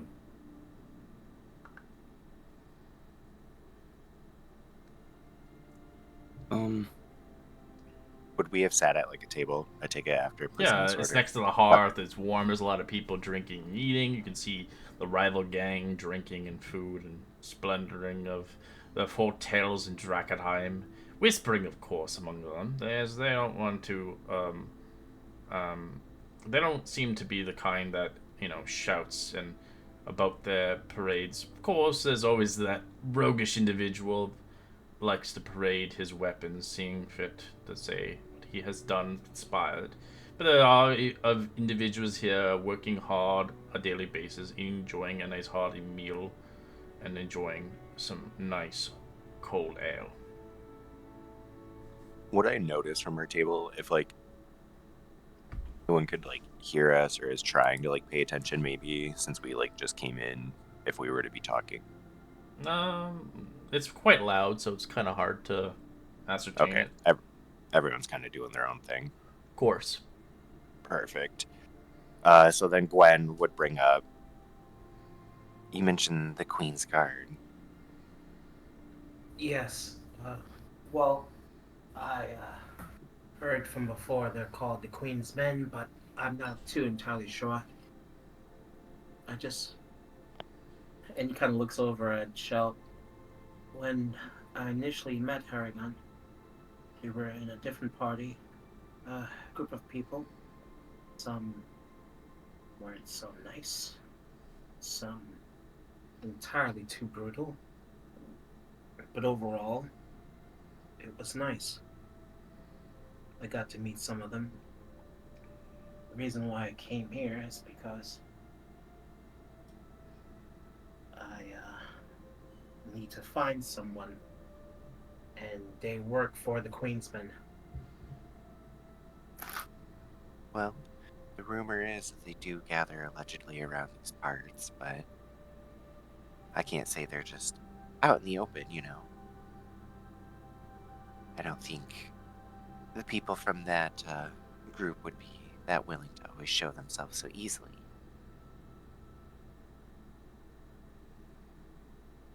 Right. I don't expect it to be easy, but From what I've I also will heard, do they whatever don't it seem to have takes. the best reputation. Oh, I know. And as he says that, he kind of like looks down at the table and closes his fist a little bit. Anyway, it's still not very nice to meet you. The pleasure is ours. And she'll kind of like smirk. So, as Shell was mentioning, what are you all trying to do, I guess, or Well, I think Harrigan and I are bound to. And he kind of looks for Harrigan for confirmation as he says, "I think we're bound for Drakkenheim. Maybe Yeah. there might be some clues there." Yeah. Honestly, we're sort of here seeking Drakkenheim, I guess. He's seeking the Queen's men, and, well, as you guys could probably tell, Cobblestone is not my real name. But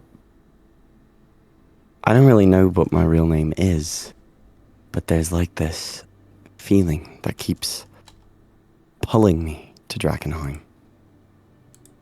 So, I think he'll sighs like, oh, it's one of these again. I think you'd see Gwen too, like in an exaggerated way, do like the gasp with like a hand in front of her mouth when you said you don't know your name. yeah, Being extra, of course. it's nothing more than a feeling, but I don't know. Well, I mean, Shell and I, myself here, were heading that way as well. I know that I have kind of my own things to do in mind, people to help from being around this area. And I know Shell mentioned some of the things he wants to do also would work that way, and as well as making him some money. So, I mean, if your group here is this all of you? I don't know if you had mentioned there were others. You said Stripe, I think? Strip. Yes. Joyson and his brother Stripe should be joining us, I think, shortly. The one I was talking to earlier, Joyson, he's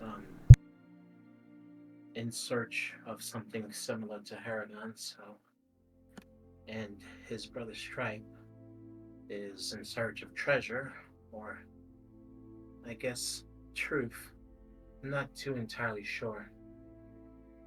But it's the people we came with, and despite our differences, we probably will make our way towards Drakkenheim soon. Well, how fortunate of this to happen. Even if you have differences amongst your group, it already sounds, though, from what you described, how much similarities there are in how you could further one another. This Heron God and your friend Jorzen, you say, have similar goals. Shell here wants treasure, and it sounds like your friend Stripe does as well, and she would kind of get closer while tilting her head. Maybe you and I have He something in takes a common, step back and Heron. instinctively. Go ahead. Oh no, you're fine. He's Maybe she very would kind of like, cautious of you. He's yeah, very she would cautious lean. of you. She'd lean forward, kind of with like her hands behind her back, almost just like leaning forward like that. And maybe you and I could have something in common with our goals. And she would wink and then stand back up. He blushes. That food, huh? looks over at Aragon.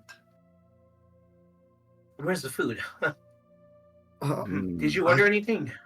I don't remember ordering anything, no.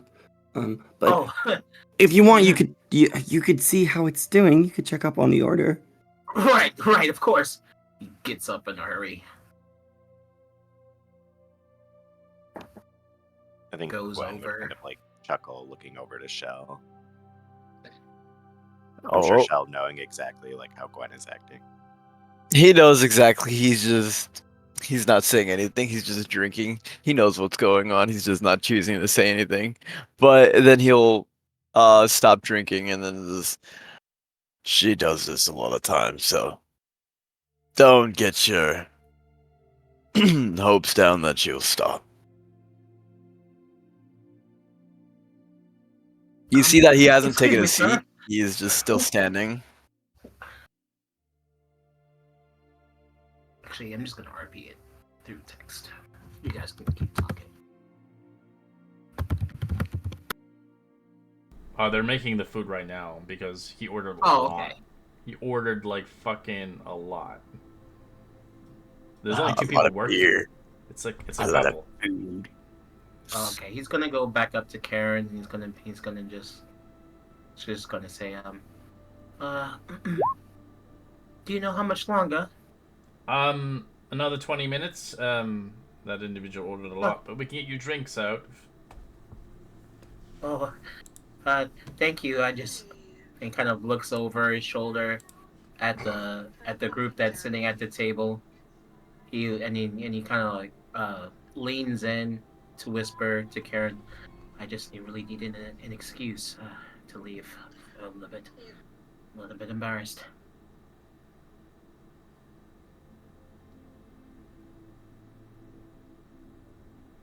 All right. As they bring out the mugs of fine ale towards the table, as they're foaming and a nice, kind of a rich taste to it. It's obviously homemade. It's got a bitter taste, but a nice finish. As the tankards begin to be held over there, you can see the meals are being cooked, of course, as they obviously serve their braised lamb stew with fresh baked bread, as they're trying to do it at the same time. As they're known for good service, of course, but long wait times with the amount of demand these days. As you guys look around the vicinity, you can roll a perception check. Maybe you see something that stands out around the bark and buzz that maybe catches your eye.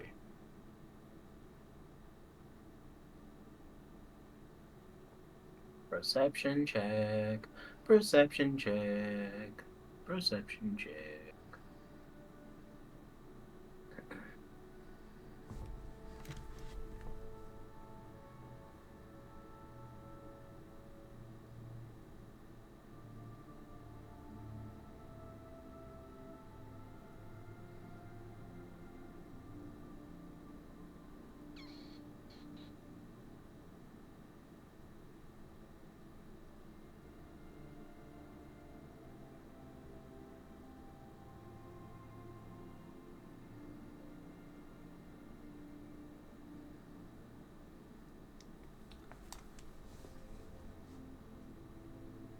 Alright. As you guys begin to see, sitting behind you, the bark and buzzard, like a scarecrow, an old rattling can. As it looks like it's moving functionally on its own accord. Looks like something here has remained from its times. From your perspective, you can roll a history check on what this is. They call it the old rattling can for a reason, as you see a suit of animated armor, which was found in the ruins in Drakkenheim, as its mysterious magical enchantment causes it to rebuild itself when destroyed, as it begins to kind of move around on its own accord. Some of you guys notice it as you're astonished something like that could coexist here in a place like this, as some of you have never seen it before on your likes, seeing this thing move around.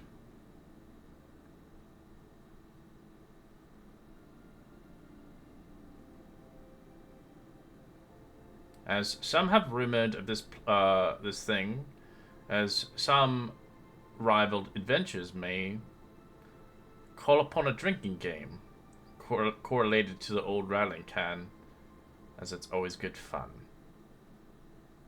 As you can tell, a group of adventurers looking at you. Ah, you! As he looks directly at you, Warren. Me? Yeah.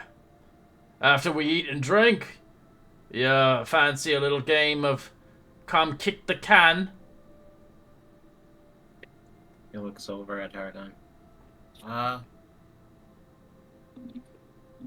Sure. Right. Well, I'll enjoy your food right now. You see that thing over there? We're gonna kick it and bust it up.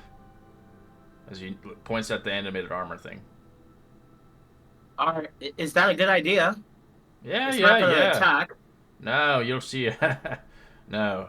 It's a good game, of course. Only of the best adventures, of course, depending if you're up for it. If you're scared of card, then, it's understandable. I thought you would adventure with that shield. I think Gwen would like interrupt and stand up from the table. Oh, of course he'll do it. And then Gwen would pull out gold. I'll even bet 1 gold that he'll beat you. 1 gold. I see it fit. I will raise it by 2. Gwen, I don't think that's a good idea. Yeah. And then she'll pull out the other gold to Gwen? match it. Right. Well, I'll see you in 30 minutes. And kind of sits up and then sits back down. What you do?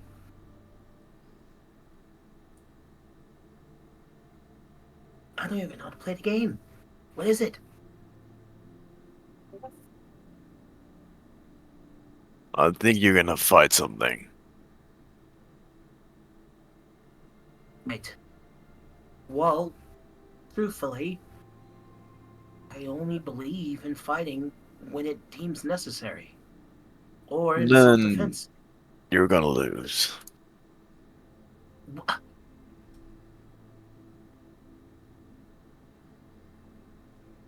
Right. Gwen would Well, come then. over and put her hand on your shoulder. No, I think he's got this.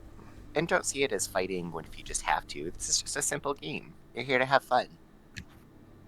And I think if you relax a bit, and she'll grab like both of your shoulders, like feeling that you're tense, and then she'll be like behind you and whisper in your ear, you'll have a lot more fun that way. And then she'll flit off back towards the table. But Shell and Haragon. Is like And then she'll keep touching Haragon's ear. fully blushing. Right. Okay. He downs the ale that was given to him. Oh, I'm like scarfing everything and then just drinking. They don't have the food yet out. No. Oh no, yeah, he's just gonna keep drinking. I think you. Alright. As Jaws and you arrive there, as Stripes eventually correlates and joins you, I'm assuming, right, Stripes, or no? If he didn't go in earlier, I would eventually make my way out there, yeah. Yeah, we'll just put you all together. It's easier that way. As you guys find yourself, eventually, Jaws and sitting at the table, waiting for, obviously, brother. Eventually you arrive in from the cold. Seeing fit, you see Jaws in there, waiting at the table. The hearth. Is it a group of adventurers and the people you came on the caravan with, in a little small, tight group. Drinks are obviously being served at 2 silver, meals at a gold piece, as they welcome you in. Greetings! Welcome to the Bark and Person. How may I serve you? I think Warren would have motioned for Jorzen and Stripes to come sit with them, and they did come in.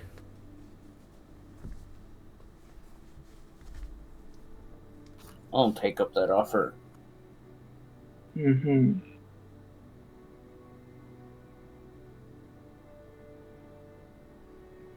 If they did sit down, he would have immediately whispered towards Jorzen and said, "We just met these two. Well, you already kind of did meet them, but stuff is a bit pricey. Everything's about either a gold or a silver piece. It's a little bit more than my price range, but the money we got, Marlowe should be good enough. I think I'm gonna hold off. I'm gonna stay hungry. Yeah, I'm just gonna have a water and a meal. So that'd be 1 gold piece, right? You want water here? Yeah. Everybody with water in campaigns is so weird. Like it's Gwen's drinking. a well water. Yeah, so the well water here is it's usable, but it's not the cleanest water you're gonna get. Oh, I'm trying to stay clean.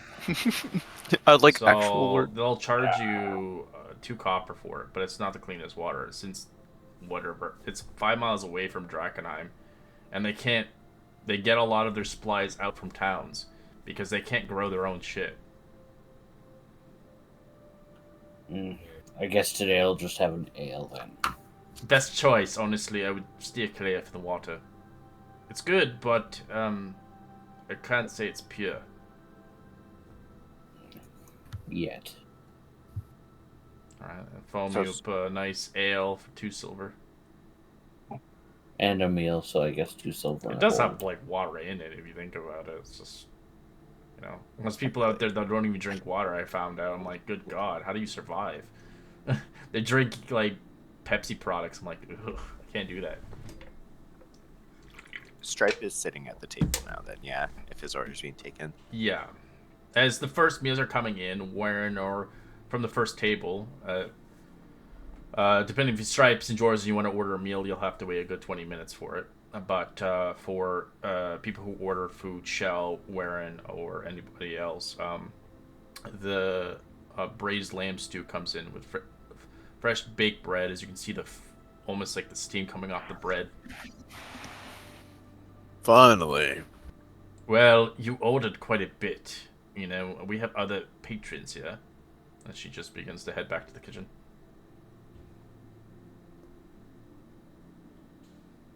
I think like at this point, you'll see him like tie his hair back, and then just immediately start going like munch, drink, drink, munch, drink, and then like more drinking than munching.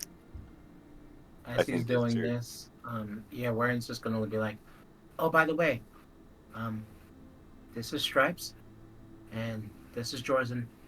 They were part of the party I mentioned earlier. Mm. And took us to Emberwood. Stripes. Gwen. This is Gwen and you know, I was just introducing.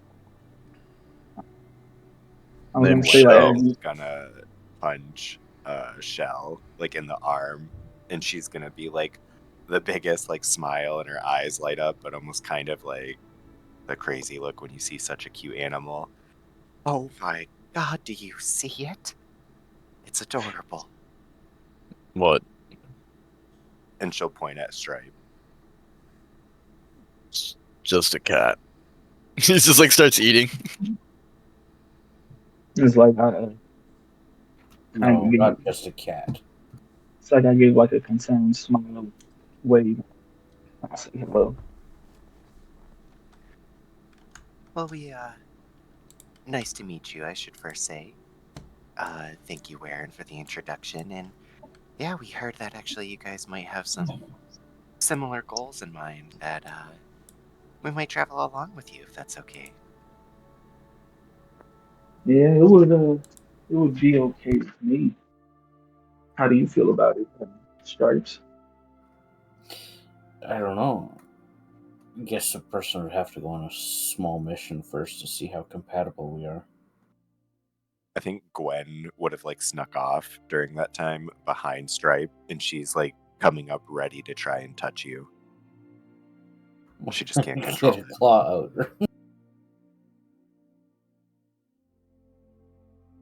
We gotta be able to trust the people we go into Drakkenheim with, so I'd rather do small missions around the area. Not have to worry about whether or not somebody's got the guts to do what's necessary in order to survive. Very well. I don't mind a challenge. I'm sure Shell's always up for it too. As But long first as we're we have getting this. paid. But first, we do have an exciting game coming up here with Warren. As he He's choked on his actually food. He didn't run away from something? Oh no, he actually volunteered himself, and he said he was going to win. In fact, as like Gwen snickering. He did? That's a first. Well, I'd rather not. Well, he had a cheerleader right behind her, so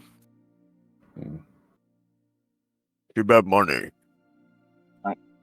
Here. Oh, Speaking of Drakkenheim, when I first walked into here, I heard a rumor that they say monsters that live inside were probably some of the citizens there. I also heard that, and he kind of looks towards Stripes and Jorzen and Harrigan mostly, that if shown pieces of memorabilia of their former lives, they can be made docile.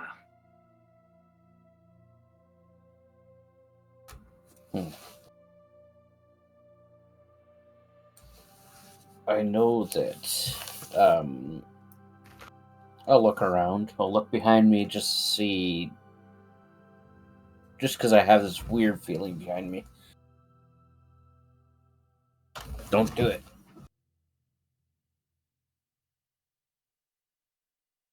And I'll wait for Gwen to not be behind me anymore. Yeah, she would have sat down as soon as she saw your claw. So, I stopped in over at the church, and it seems what Aaron was talking about for not helping the infected has a lot of merit. They actually believe that if you become infected, you deserve the punishment because of your own greed.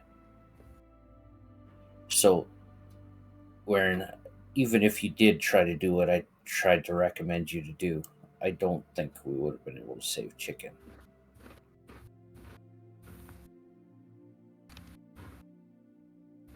Wait, we guys are trying to save food? No, dinner's right there. But, and I'll point at the herring gun. But Gwen no, looking to turn her head. we had other allies. So you're gonna eat that one? No. I don't Right. think that they would taste very good. They're very fun guy right now. Wait, so their name isn't Cobblestone, it isn't Blade Grass, and it isn't Dinner? No, it's dinner. I don't really have a name. Hey, that's all right. We'll find out eventually, won't we? Kind of places a reassuring hand on his shoulder.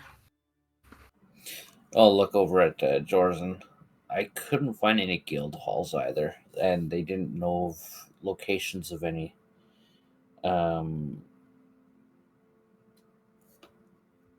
They say that around the area of Drakkenheim there might be some guilds, but they're not easily found.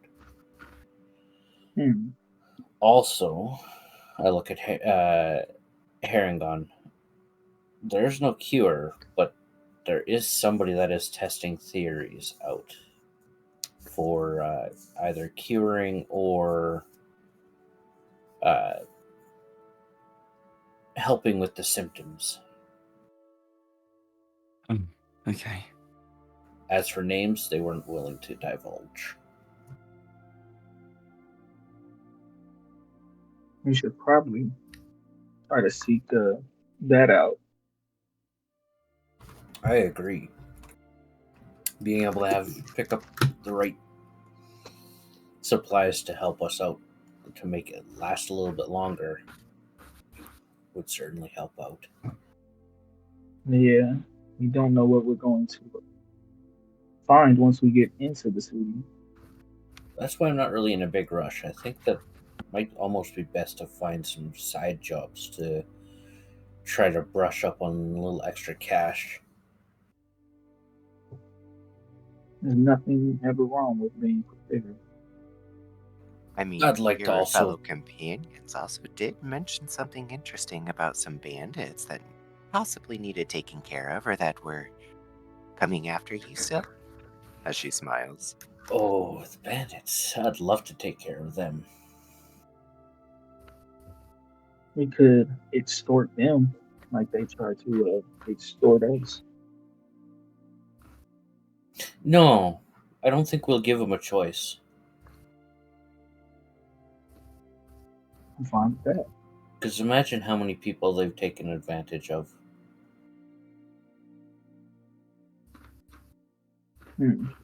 Shady people like that could also be good to find answers.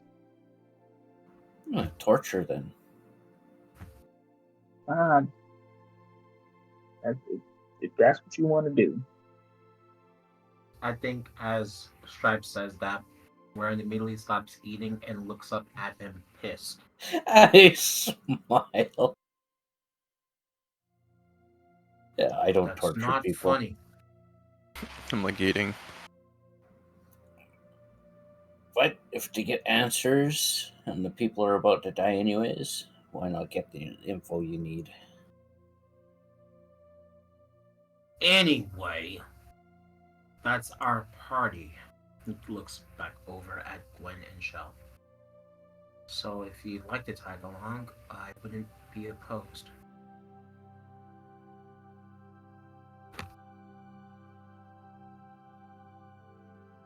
I mean, that works for me. And she'll look over at Shell. But what? I was fixated on my drink.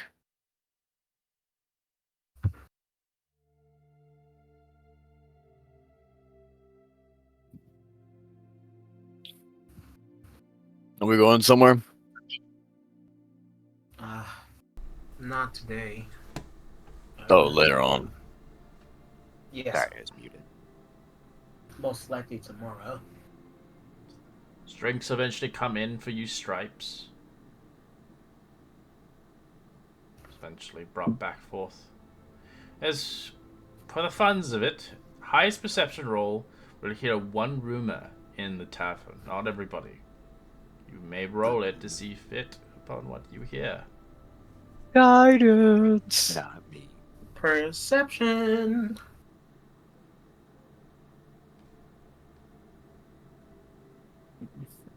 Dang, Ha! 23. dang, Shell.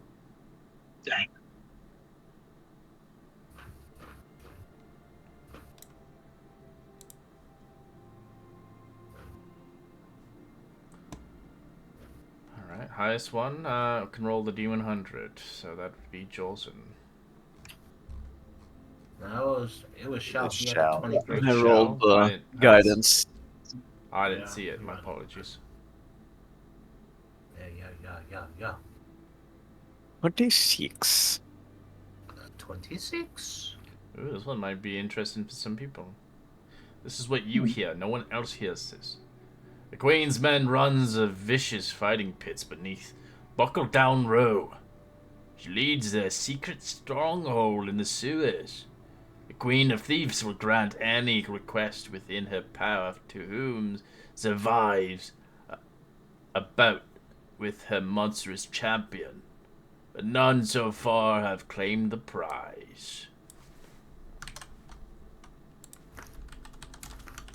I think you'd hear him like gulping down the L. He finishes his, it's like prize.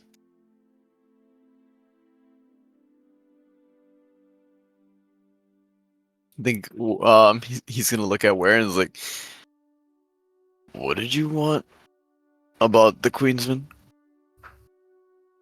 He looks over, a little bit surprised because he thought initially the only one who knew information about it was Gwen.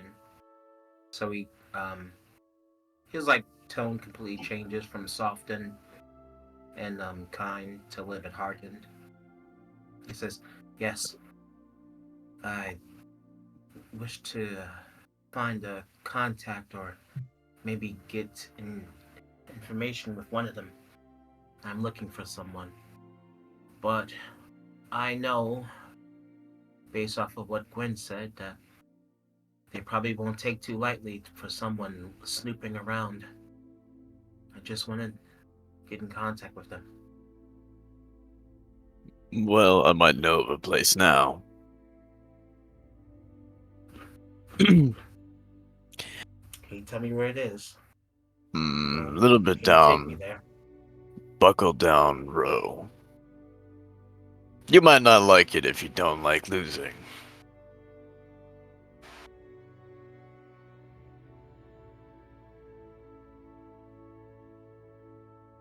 What does that mean? I heard they're running a fighting pit. Something about a monstrosity that hasn't been beaten yet. No one has claimed the prize yet, so I want to claim that prize. You want the Queensman, simple as that.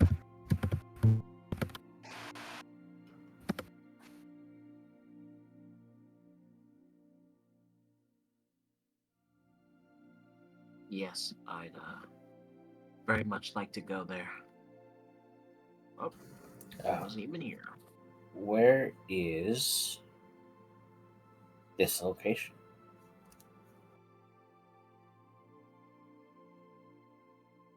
He just like takes another drink. He's just like, don't know.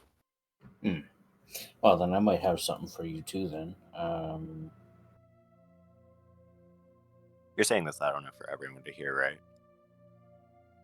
Like when you were talking about this, or you're just talking to Warren about it? yeah, that's He's in he's still standing, but yeah, you can see him like crouched down next to him as he starts going. So most likely if you'll notice it immediately. He starts like walking away and then straight towards Warren.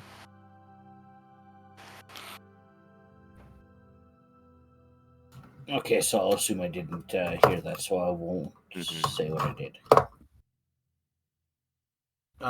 If you were paying attention to like Warren's movements, or you're just aware of his of his characteristics, his eyes definitely do shoot up in interest as Shug tells him about the information. As he looks back over at the group, I think tomorrow we might enter into Drakkenheim. I don't think we're ready for it yet. Nah, those people from the other side, they went in. They got a lot of money. Seems like we're ready enough.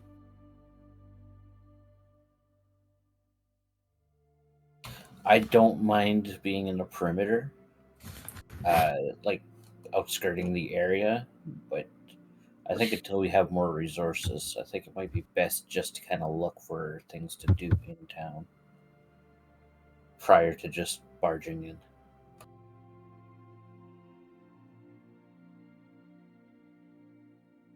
Nah, the more we wait, the more we lose. Kind of looks at Stripe, a little bit confused, remembering his first outlook of him, and then he resigns and says, well, if you don't want to go into Drakkenheim, then do you have any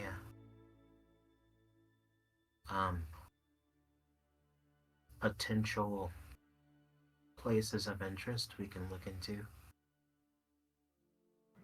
I'll just kind of go around the area. First, I'd like to get a map, but I know with potentials of getting attacked right off the bat. I don't know about you guys, but I certainly don't have a lot of money to be able to get the right supplies. So I was thinking maybe go for some little jobs around the area, try to get a scope of the area, make some allies prior to going into the city and just going in blind.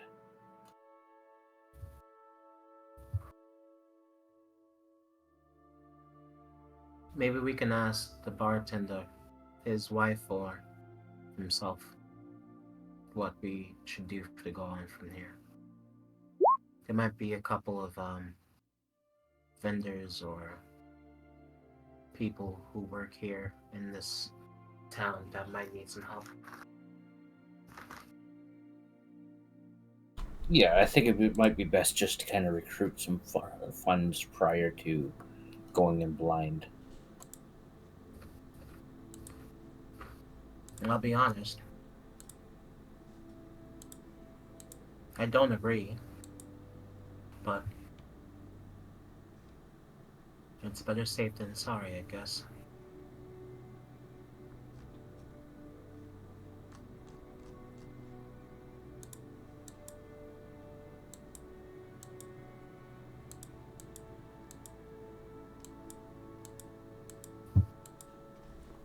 As the meal finishes up, you can see the rival group look towards you. As you can see across the ranks, you can see rather looks like the leader of the party itself. Ah, you ready to play the game now? I finished. I'm stuffed and full of ale. I could use a nap, but I could use something to punch really hard. Oh shoot, I forgot about that. Kind of whispers over to the Heragon. Come on, all back! As he begins to grab this thing, this like night thing, and drags it in the back. Good luck. He's just, Looks over at Gwen a little bit annoyed, but also embarrassed at the same time. I didn't even want to do this. She's This just should smiling. be interesting. Yeah, well, I want to see this, so. Begrudgingly follows him to the back. I'll follow behind as well. Same. Yeah. I want to see where in slowly trail, yeah. I want to see where and fight for once. Guess I'll look to him and give him a thumbs up. Kind of face palms. Do I?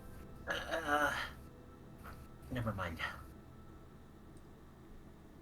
So, what's the objective of this game? Well, I'll let you know. This is come kick the can in the back, of course. Rather a fun little game. The challenge is here. Defeat the old rattle can fastest, or survive the longest before being knocked out. Of course, we can add some handicaps. That's rather popular way to spice up the contest, of course. Would you like to play with some handicaps? If you're brave enough. Kind of looks over at the group. I don't think so. Of course, he Aw. doesn't Playing need a with handicap. No. Handicaps? Alright. Well, we'll do some No, house no, he rules. doesn't need one at all. What? Wait, what? As he's like realized he's being pulled along again. Wait, hold on. Well, Wait. a great way to spice this up is be blindfolded with no weapons. And taking drinks between hits. I am in on that. I am You'll have to wait your turn. Let's see if your man can handle it. 5 gold pieces on the marks here. Pieces. That's what you're gonna win if you lose. That's what you put in basically. Mm-hmm. I got you covered. All right, I have to grab an antimate. You're gonna have to fight an animated armor, basically. I'm gonna call out to him. Remember, don't kill it. Well, he's blind, so it has disadvantage on all his attack rolls. I know. I'm just poking at him. Classic. I'm gonna just look and be like, I got a bad feeling. Alright, so we're gonna just flavor it here. That you guys were here, face to face to it. Little mom. Bye. Do you want me to start first, or you? You go first. Alright. For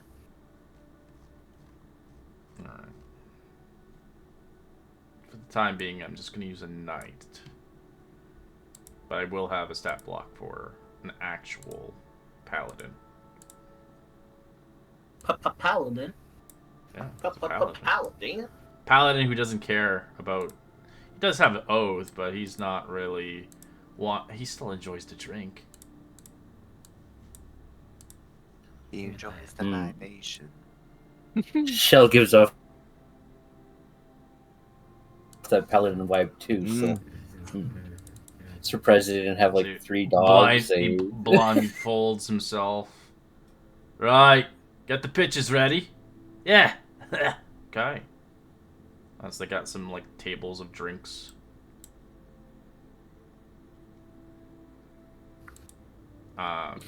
You don't have to roll in if you want. It's a 1v1.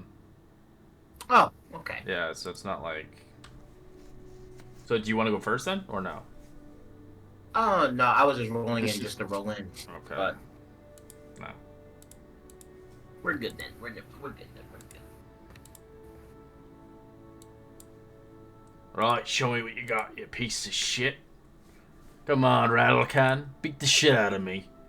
You piece of shit. As we watch someone die. Natural 20. Don't look like no natural 20s. I'm gonna roll this manual. He doesn't have. He doesn't have unarmored, so he's got slams. He punches it, hits it. Ooh, gotcha. Fucking piece of shit.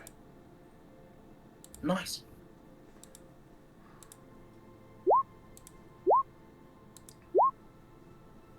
Hey, you maced me, you piece of shit.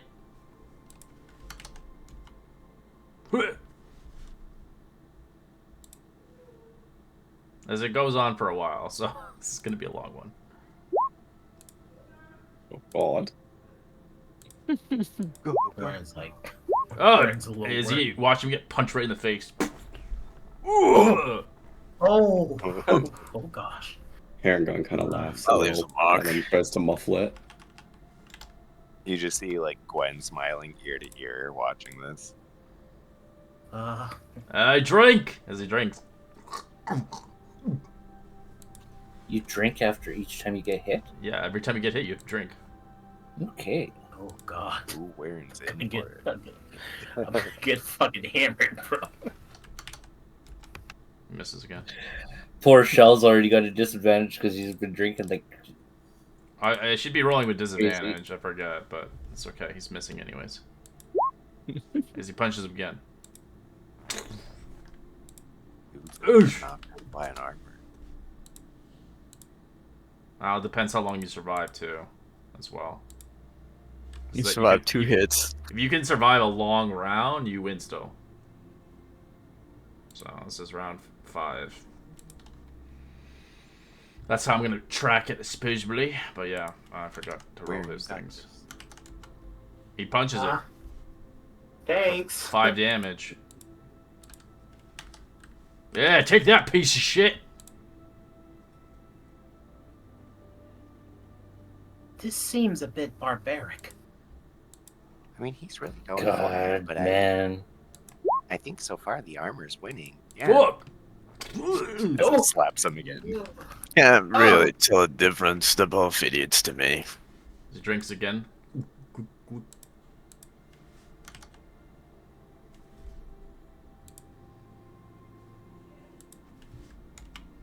Sir, maybe you should slow down. As he Oof. fumbles his roll. Let's see the fumble table.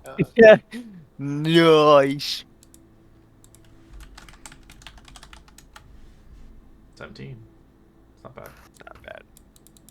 Not amazing, but yeah, not very good. Right. As the armor knight goes again, misses. He misses completely too with the 7.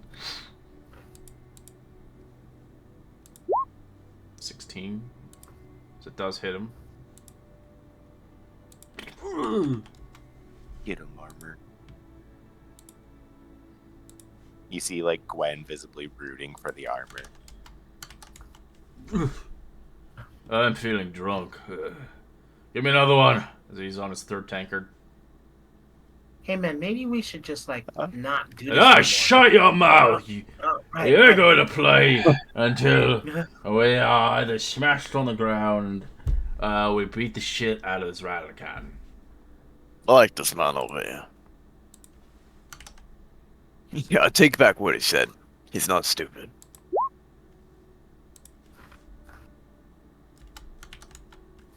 You stand still, you piece of shit. I'm just picturing this drunk man.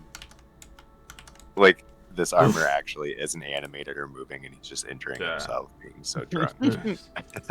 He's already drunk. He's just like the armor stand is not even moving. Yeah. He's just standing Yeah. still. He's just punching himself. Yeah. It's not gonna end. Oh! Oh! No.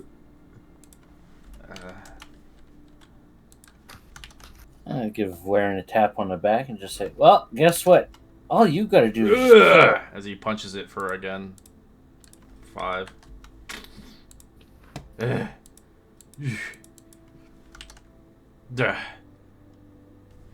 You can't beat me. Oh fuck. As he gets advantage because he's blinded, so he's getting constantly critted. Bro's about to go down.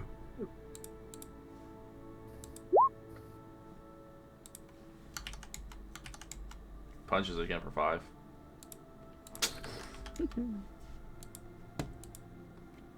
You're doing great! Just a little bit more! You can take it down! Yeah, I know I can take it down. I'm fucking heavily intoxicated, and if I had my weapon, I'd fucking beat the shit out of it. Let's see the slam on this thing. 19 is a hit. Yeah. 4. As he's on his last thing, his 1 HP. As he hits it for 17 for 5. As he almost, that's pretty close actually. Armor's going down slowly. Get up, armor. Nah. Alright. Nope. Baron's got some competition. But Yeah, he's he actually but has he's to take out the thing. He's gonna because I don't think survive he's so gonna many last- rounds. Yeah, I don't think he's gonna last 2 Round minutes. 17. I don't think Never I'll know. get that lucky with round 17. As he punches it again. You never know.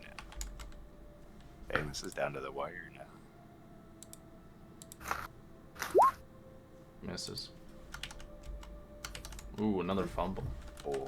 Ooh! As he like just kind of clobbers onto it. Ugh. No reactions.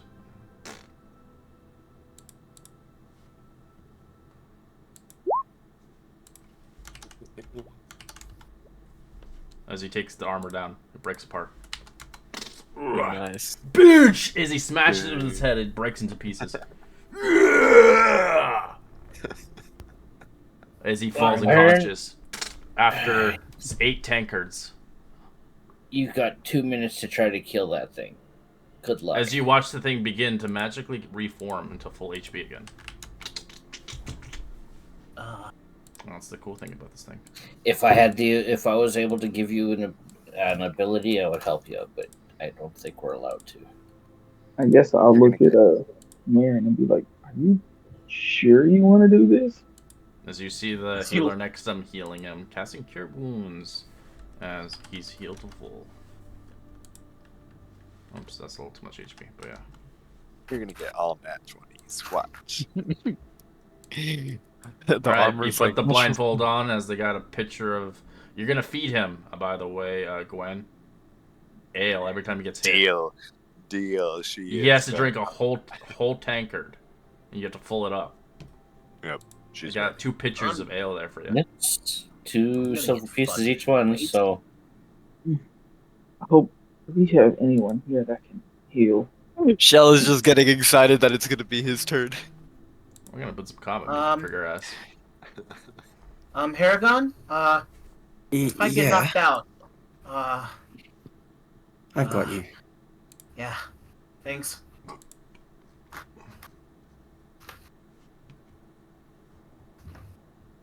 Alright, animated armor, we'll roll.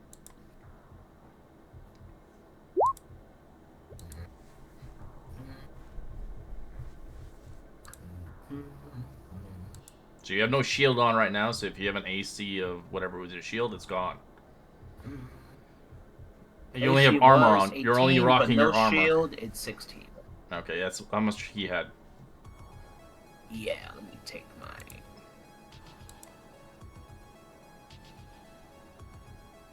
Now it's Alright. 16. They're blindfolded. It's gonna do a 1-2 and punch you in the face. 21. Ow. Definitely hits. As you get hit, as you see Gwen giving you a mug of ale. Drink, drink, drink, drink, drink. He literally just like grabs his head and like holds it back and is like funnel status. She lets go.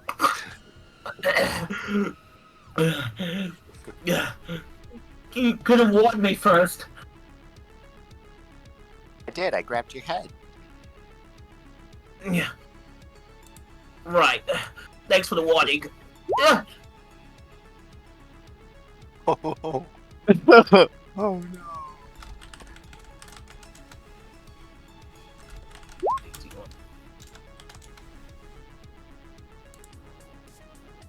Bumble, roll me D. Oh, it's at D10. I don't know what that is. Caught off guard. It has advantage on you. It already has advantage. yeah. All right, it's gonna swift 2. Extra. It's gonna punch you right in the gut. It'll try to. 21. Drink, drink, drink, drink, drink. Gwen gives you another one. Just keeps proceeding to do the This same sounds thing. like Agitar, basically. Agitar would love this. Oh god. Oh. Oh, I feel sick. Oh, sorry. Wait, did you already... You didn't make your attack yet, did you? Not yet. No, not okay, yet. yeah, it's your turn. Okay, my apologies. Oh, disadvantage. Disadvantage. 17's a hit. Smack it. So you hit its head, it spins around. Did I hit it? Yeah, you hit it, buddy.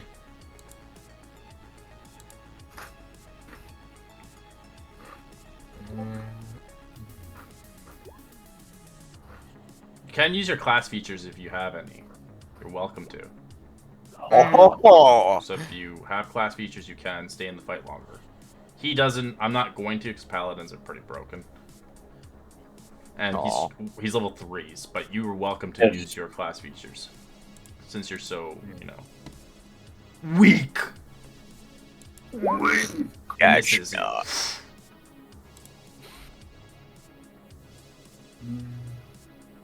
Do I have any features? Oh, Yeah, I have a... You're a fighter. You have second wind and action surge. Don't you? Or not action surge yet. 3rd level, right? Yeah, not yet. Yeah, 3rd Yeah. level. Second one's not bad, huh? Yeah. That heals you. And Disadvantage. let's do one more. Yep. Disadvantage.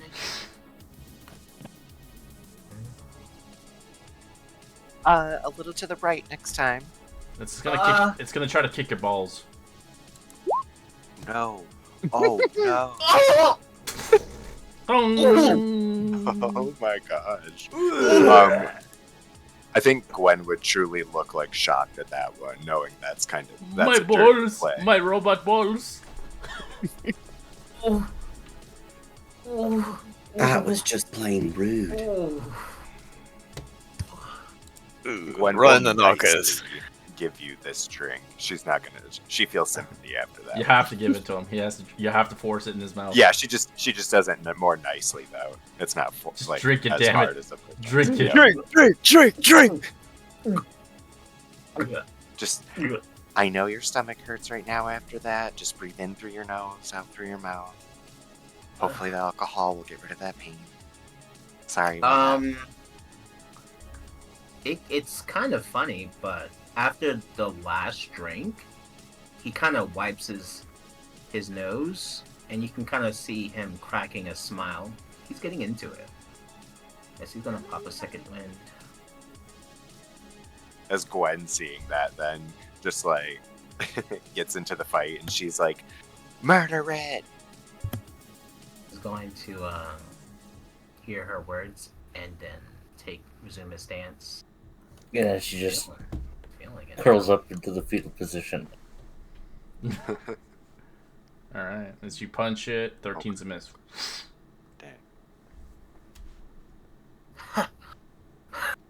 Dang. This is kind of fun. As it does a fucking uppercut to your face. 15. Dodge it away. I was close. Oh, sorry. Go ahead, Warren. Can I try to put it for disadvantage on this sheet, so I don't have to keep doing it twice? But whatever. Yeah, it's on the top. It says automatic. Yeah, you can click disadvantage. Oh yeah. Oh, perfect. Thank you. What did it now? 10 is a miss. 19. Oh. Oh, we'll give you 19. We'll dial it. 19 is a hit. Yeah. Yes! So you punch it as you kind of hear it bang. It hits into it. You got this, you're making it. It's gonna knee you in the face. Right. 17.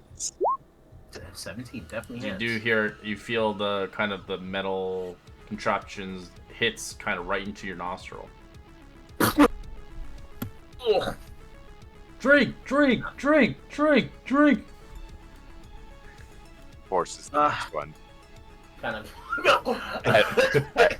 As she's pouring it down your throat, she sees your nose and just tells you, because she can probably see your eyes like wide open. It's just broken a little. It'll be okay. You can fix it. My ears burn. Oh. Just a few more rounds. You totally got this. Getting my ass kicked here. Remember, 2 gold on the line. As Gwen smiles. You just gotta beat it in 19 rounds. 19! They're actually pretty impressed you. A lot of the rivals are like, this guy can actually throw down. And most people they played with, they get their ass kicked by the Tin Man. Especially blindfolded. Just survived a 10 and you win in my books. Oh, nice. That's a hit.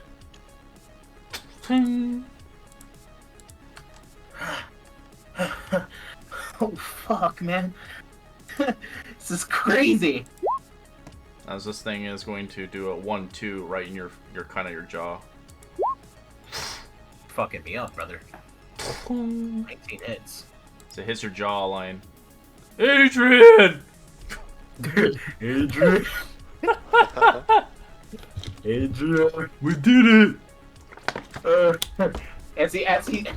As before he gets poured with another amount of liquor, he kind of just instinctively just holds out his hand, waiting for the jug of alcohol. Come on, just give it to me already. Gwen hands it to you. I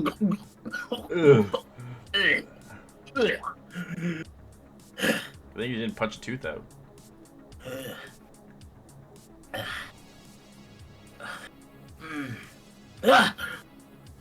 13's a miss. Oh God. So this thing is gonna grab its helmet and hammer right into your head. Headbutt. Like what he did to the other one. As all you hear ringing in your ears as it hits your head. Oh shit. Drink! Drink! Drink! Drink! Drink! You just see like 3 of Gwen. Well, I can't see anything. I'm blindfolded. He's just it's drunk true. and bleeding, and he's just fucking confused. I'm disoriented. He's like in a drunken standard Blind, now. drunk. Yep. Done. I'd rather not.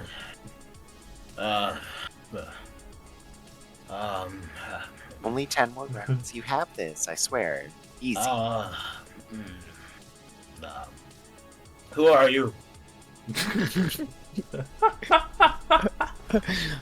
Mama. I think Gwen is also slightly confused on how much normal people can drink because she's around Shell traveling with him and seeing that like vast consumption really has misguided her. Yeah. I feel sick.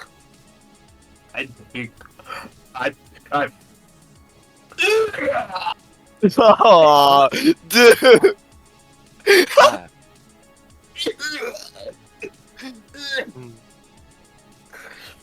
Another. Where's the enemy? Oh, he's starting to get that guitar. Right.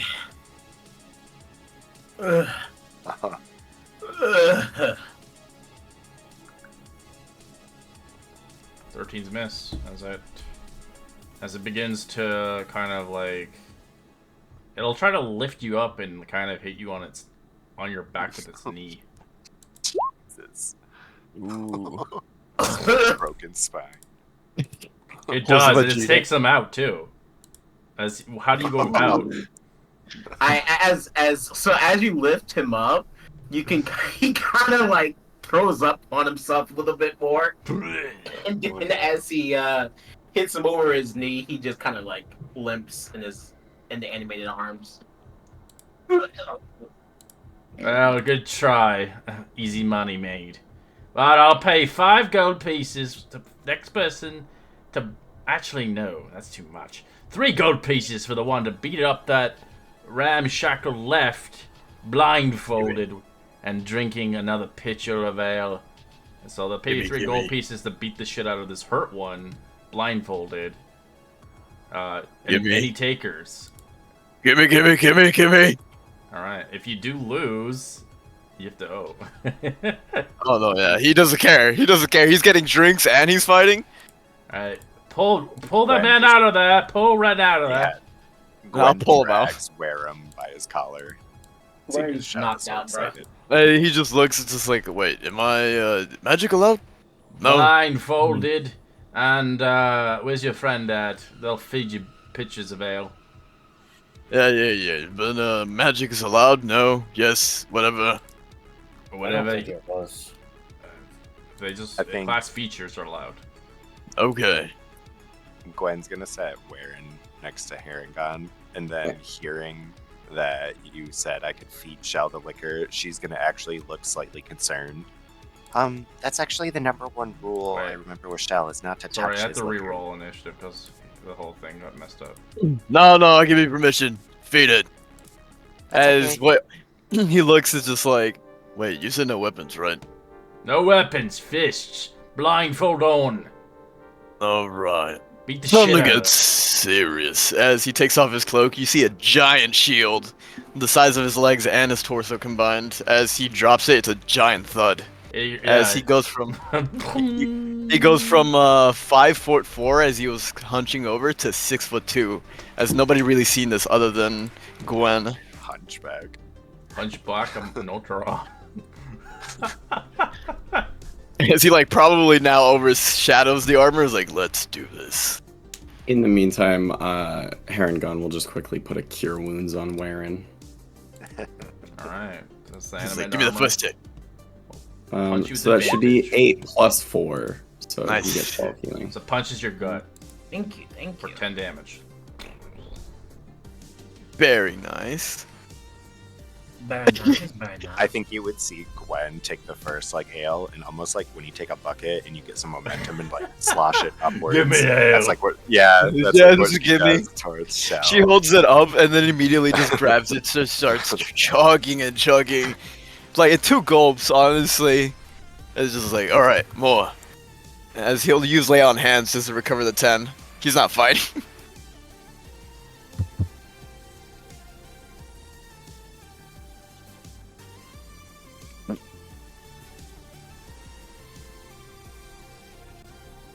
Oh wait, that's a bonus action, is it? Yeah. Oh, yeah, I think so. Yeah, it's no longer an action, it's a bonus action now. Then I'll just go for a punchies then. 14. Misses. Nice.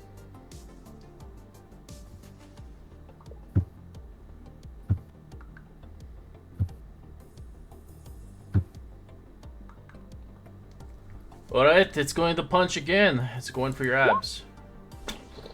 Nice. 5.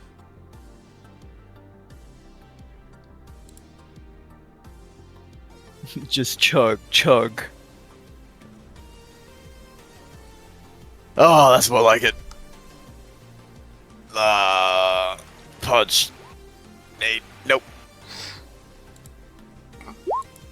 23. Punches your abs again. I think this guy just wants to get drunk, honestly. He can't even hit the target. I think like at this point too, Gwen's like slinging them like she has 2 mugs. She's just going like one, grabbing another, next, grabbing another. Bartender. Oh, yeah. They might hire you, Gwen. It's a bartender slinger. He's like missing. He's just like, oh no, I miss. He's just like ready. Like he slaps his chest. He slaps his face. He's like, come on, come on, just give me another drink. Oops.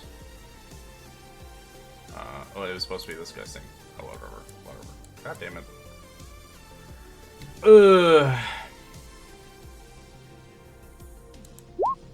18. 18's a hit. It slaps your face. Very nice.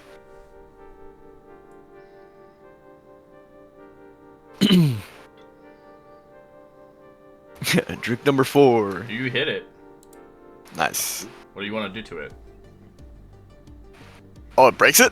No. Oh, no. I was thinking, like, wait, I finished it. No, he's he's like lightly punching it, and it's just like, all right, for real now. And he fucking just hard punches it in the middle. Oh, they're gonna slap it like the slap horse. Oh hell no! Wind up. We hit the haymaker. All right, it takes it. It's like it's shaken as it begins to recalculate itself, as it will do a kind of I don't know. It'll do like a overhand swing with its hands right into your head. Misses. Actually, 19s would be hitting. Yeah, I was gonna say advantage. Yeah, 4. Yay! Drink number 6. Good.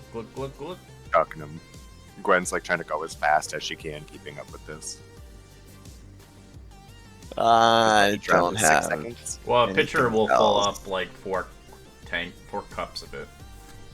So there's 2 pitchers there usually. I used all my lay on hands. Does smite count on this? It's a class feature, but Right. now Class it's feature? a spell now, so you can't. Yeah, okay. Just making sure. Used to. There's a punch. 17's a hit. 4. It's looking broken. It's going to slam into you. 22. Mm-hmm. 5. Yeah, and I'm down. KO! Well, it looks like that other guy lasted longer than this one. This one's just a drunk. Gwen Alright. will drag. I'll pay 5 gold pieces to the next person taking this thing out. Blindfolded, of course. Gwen will just like snatch the blindfold and like sigh. I guess someone really has to take care of this. And she just kind of like kicks Shell out of the way. Oh shit. Alright, let me re-roll this thing out again. She's like, move. Oops. You're Finish fast, order up. but to give it a drink. This Jordan's gonna feed you drinks. I'm just kicked to the side. Alright, it's gonna smack into you. 18, sorry. That hits. Alright, it slaps you across the face for 6. Okie dokie. Okay, so I can rage, yeah? Class features, yeah. So I'll bonus action rage. RIJ, And, yeah. and then I will reckless to straight roll. Yeah. Punch, punch. Nope. Good. During this turn, I'll kind of drag Shell behind some cover so that way the other group doesn't 19. see us. Just in case I do weigh over 300 pounds. Take 3 damage as it begins to slap you again. I guess I'm gonna struggle to drag you. You just pulling his hardest, not moving him at all. What the heck? That enemy, I've known that the ramshackling thing still stands. Ha! Good gracious, as it's gonna slap you again. It's like a slapping contest. 17? Yep. For 1 damage.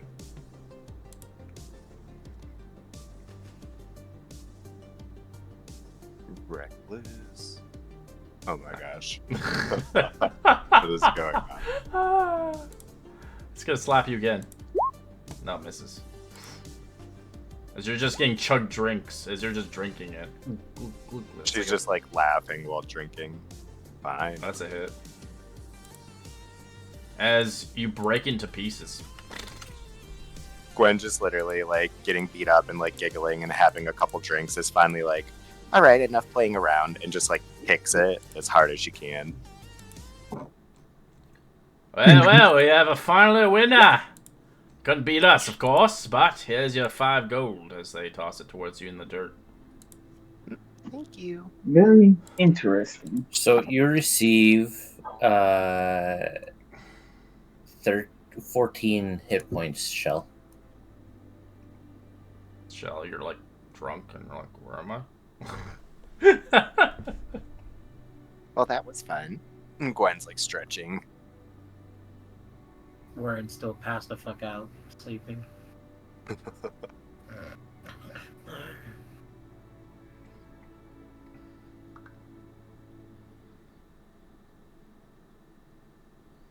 is like, huh, did we win?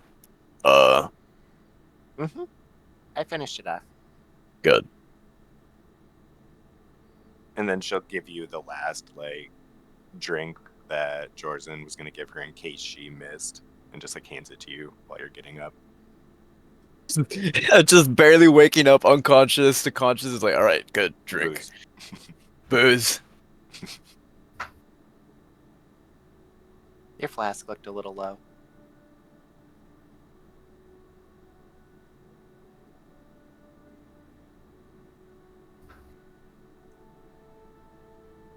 Because Well, I'll cure wounds myself. now that we're done kicking the can, what is our plan? Right, let's get back inside, boys. Oh, it's fun. As the Gwen will tell can them begins thank you. to come back to life as it walks back in. I can't really think of any plans other than looking for escort missions or something to make a little bit extra money first. And doing a little bit of reconnaissance. Oh, the can says stuff. I forgot to say. It says, have the cure. It's only a flesh wound. Is that all you can do? Was that the best you can do? There's a bunch of things it says. It's funny. Fucking Monty Python. Actual NPC voice lines. Right. That's the best Love you it. can do? But yeah, that's the thing you can do here. You can always just fight that thing, get stronger, and get money, and whatever not. It's a good gambling game. Just swindle people, exactly. Yeah. Just Well, you figure could fight it that's without the That'll lie. blindfold. It's just, it comes back to life. It's magically animated to revive itself every time. instead of pool sharking, we're hand sharking.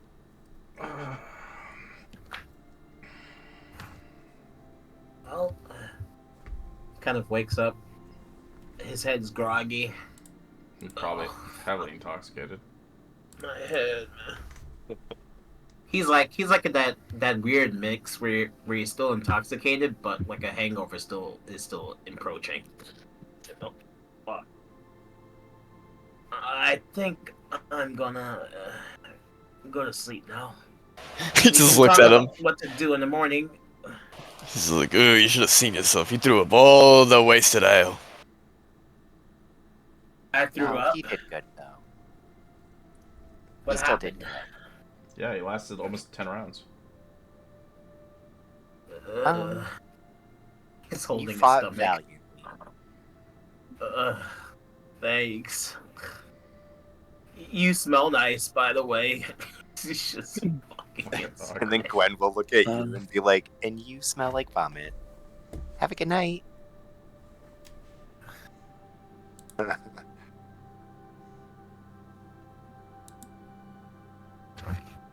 Well, that was fun. I like the pub where I was drinking. I like putting my foot through the little armor thing. That was exciting. Does anyone have prestidigitation? I don't want to have vomit shirt when I wake up tomorrow. Nah, deal with it. No one, huh? Just scrub it in the night. I'm just gonna wake up in the morning and be like, oh. The hell happened last night? What the hell? I'm covered in blood. What? Is this someone else's blood? Is this someone else's vomit? Vomit, blood. Pretty sure my Tears, nose is broken. sweat. My nose is probably broken, I think. Not too sure. So I funny. think Red gave me a fucking back pain Gave- injury as well, and towards the end. Hey, it's a good note to come off Backbreaker. by anyways. Bro, It's- bro got pulled a Vegeta. I think he legit just pulled a Yeah. wrestling move on him.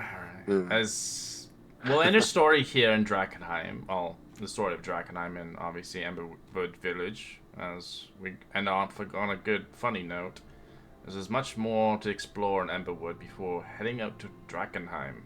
Be sure to get all the information you need to know about Drakkenheim and prepare yourself for what's to come, than blatantly going in there just to get treasures, as you might not find yourself coming back out whole. As we'll end the session here and continue on with next week as our recap of we'll tell our story. Alrighty. I'm gonna do a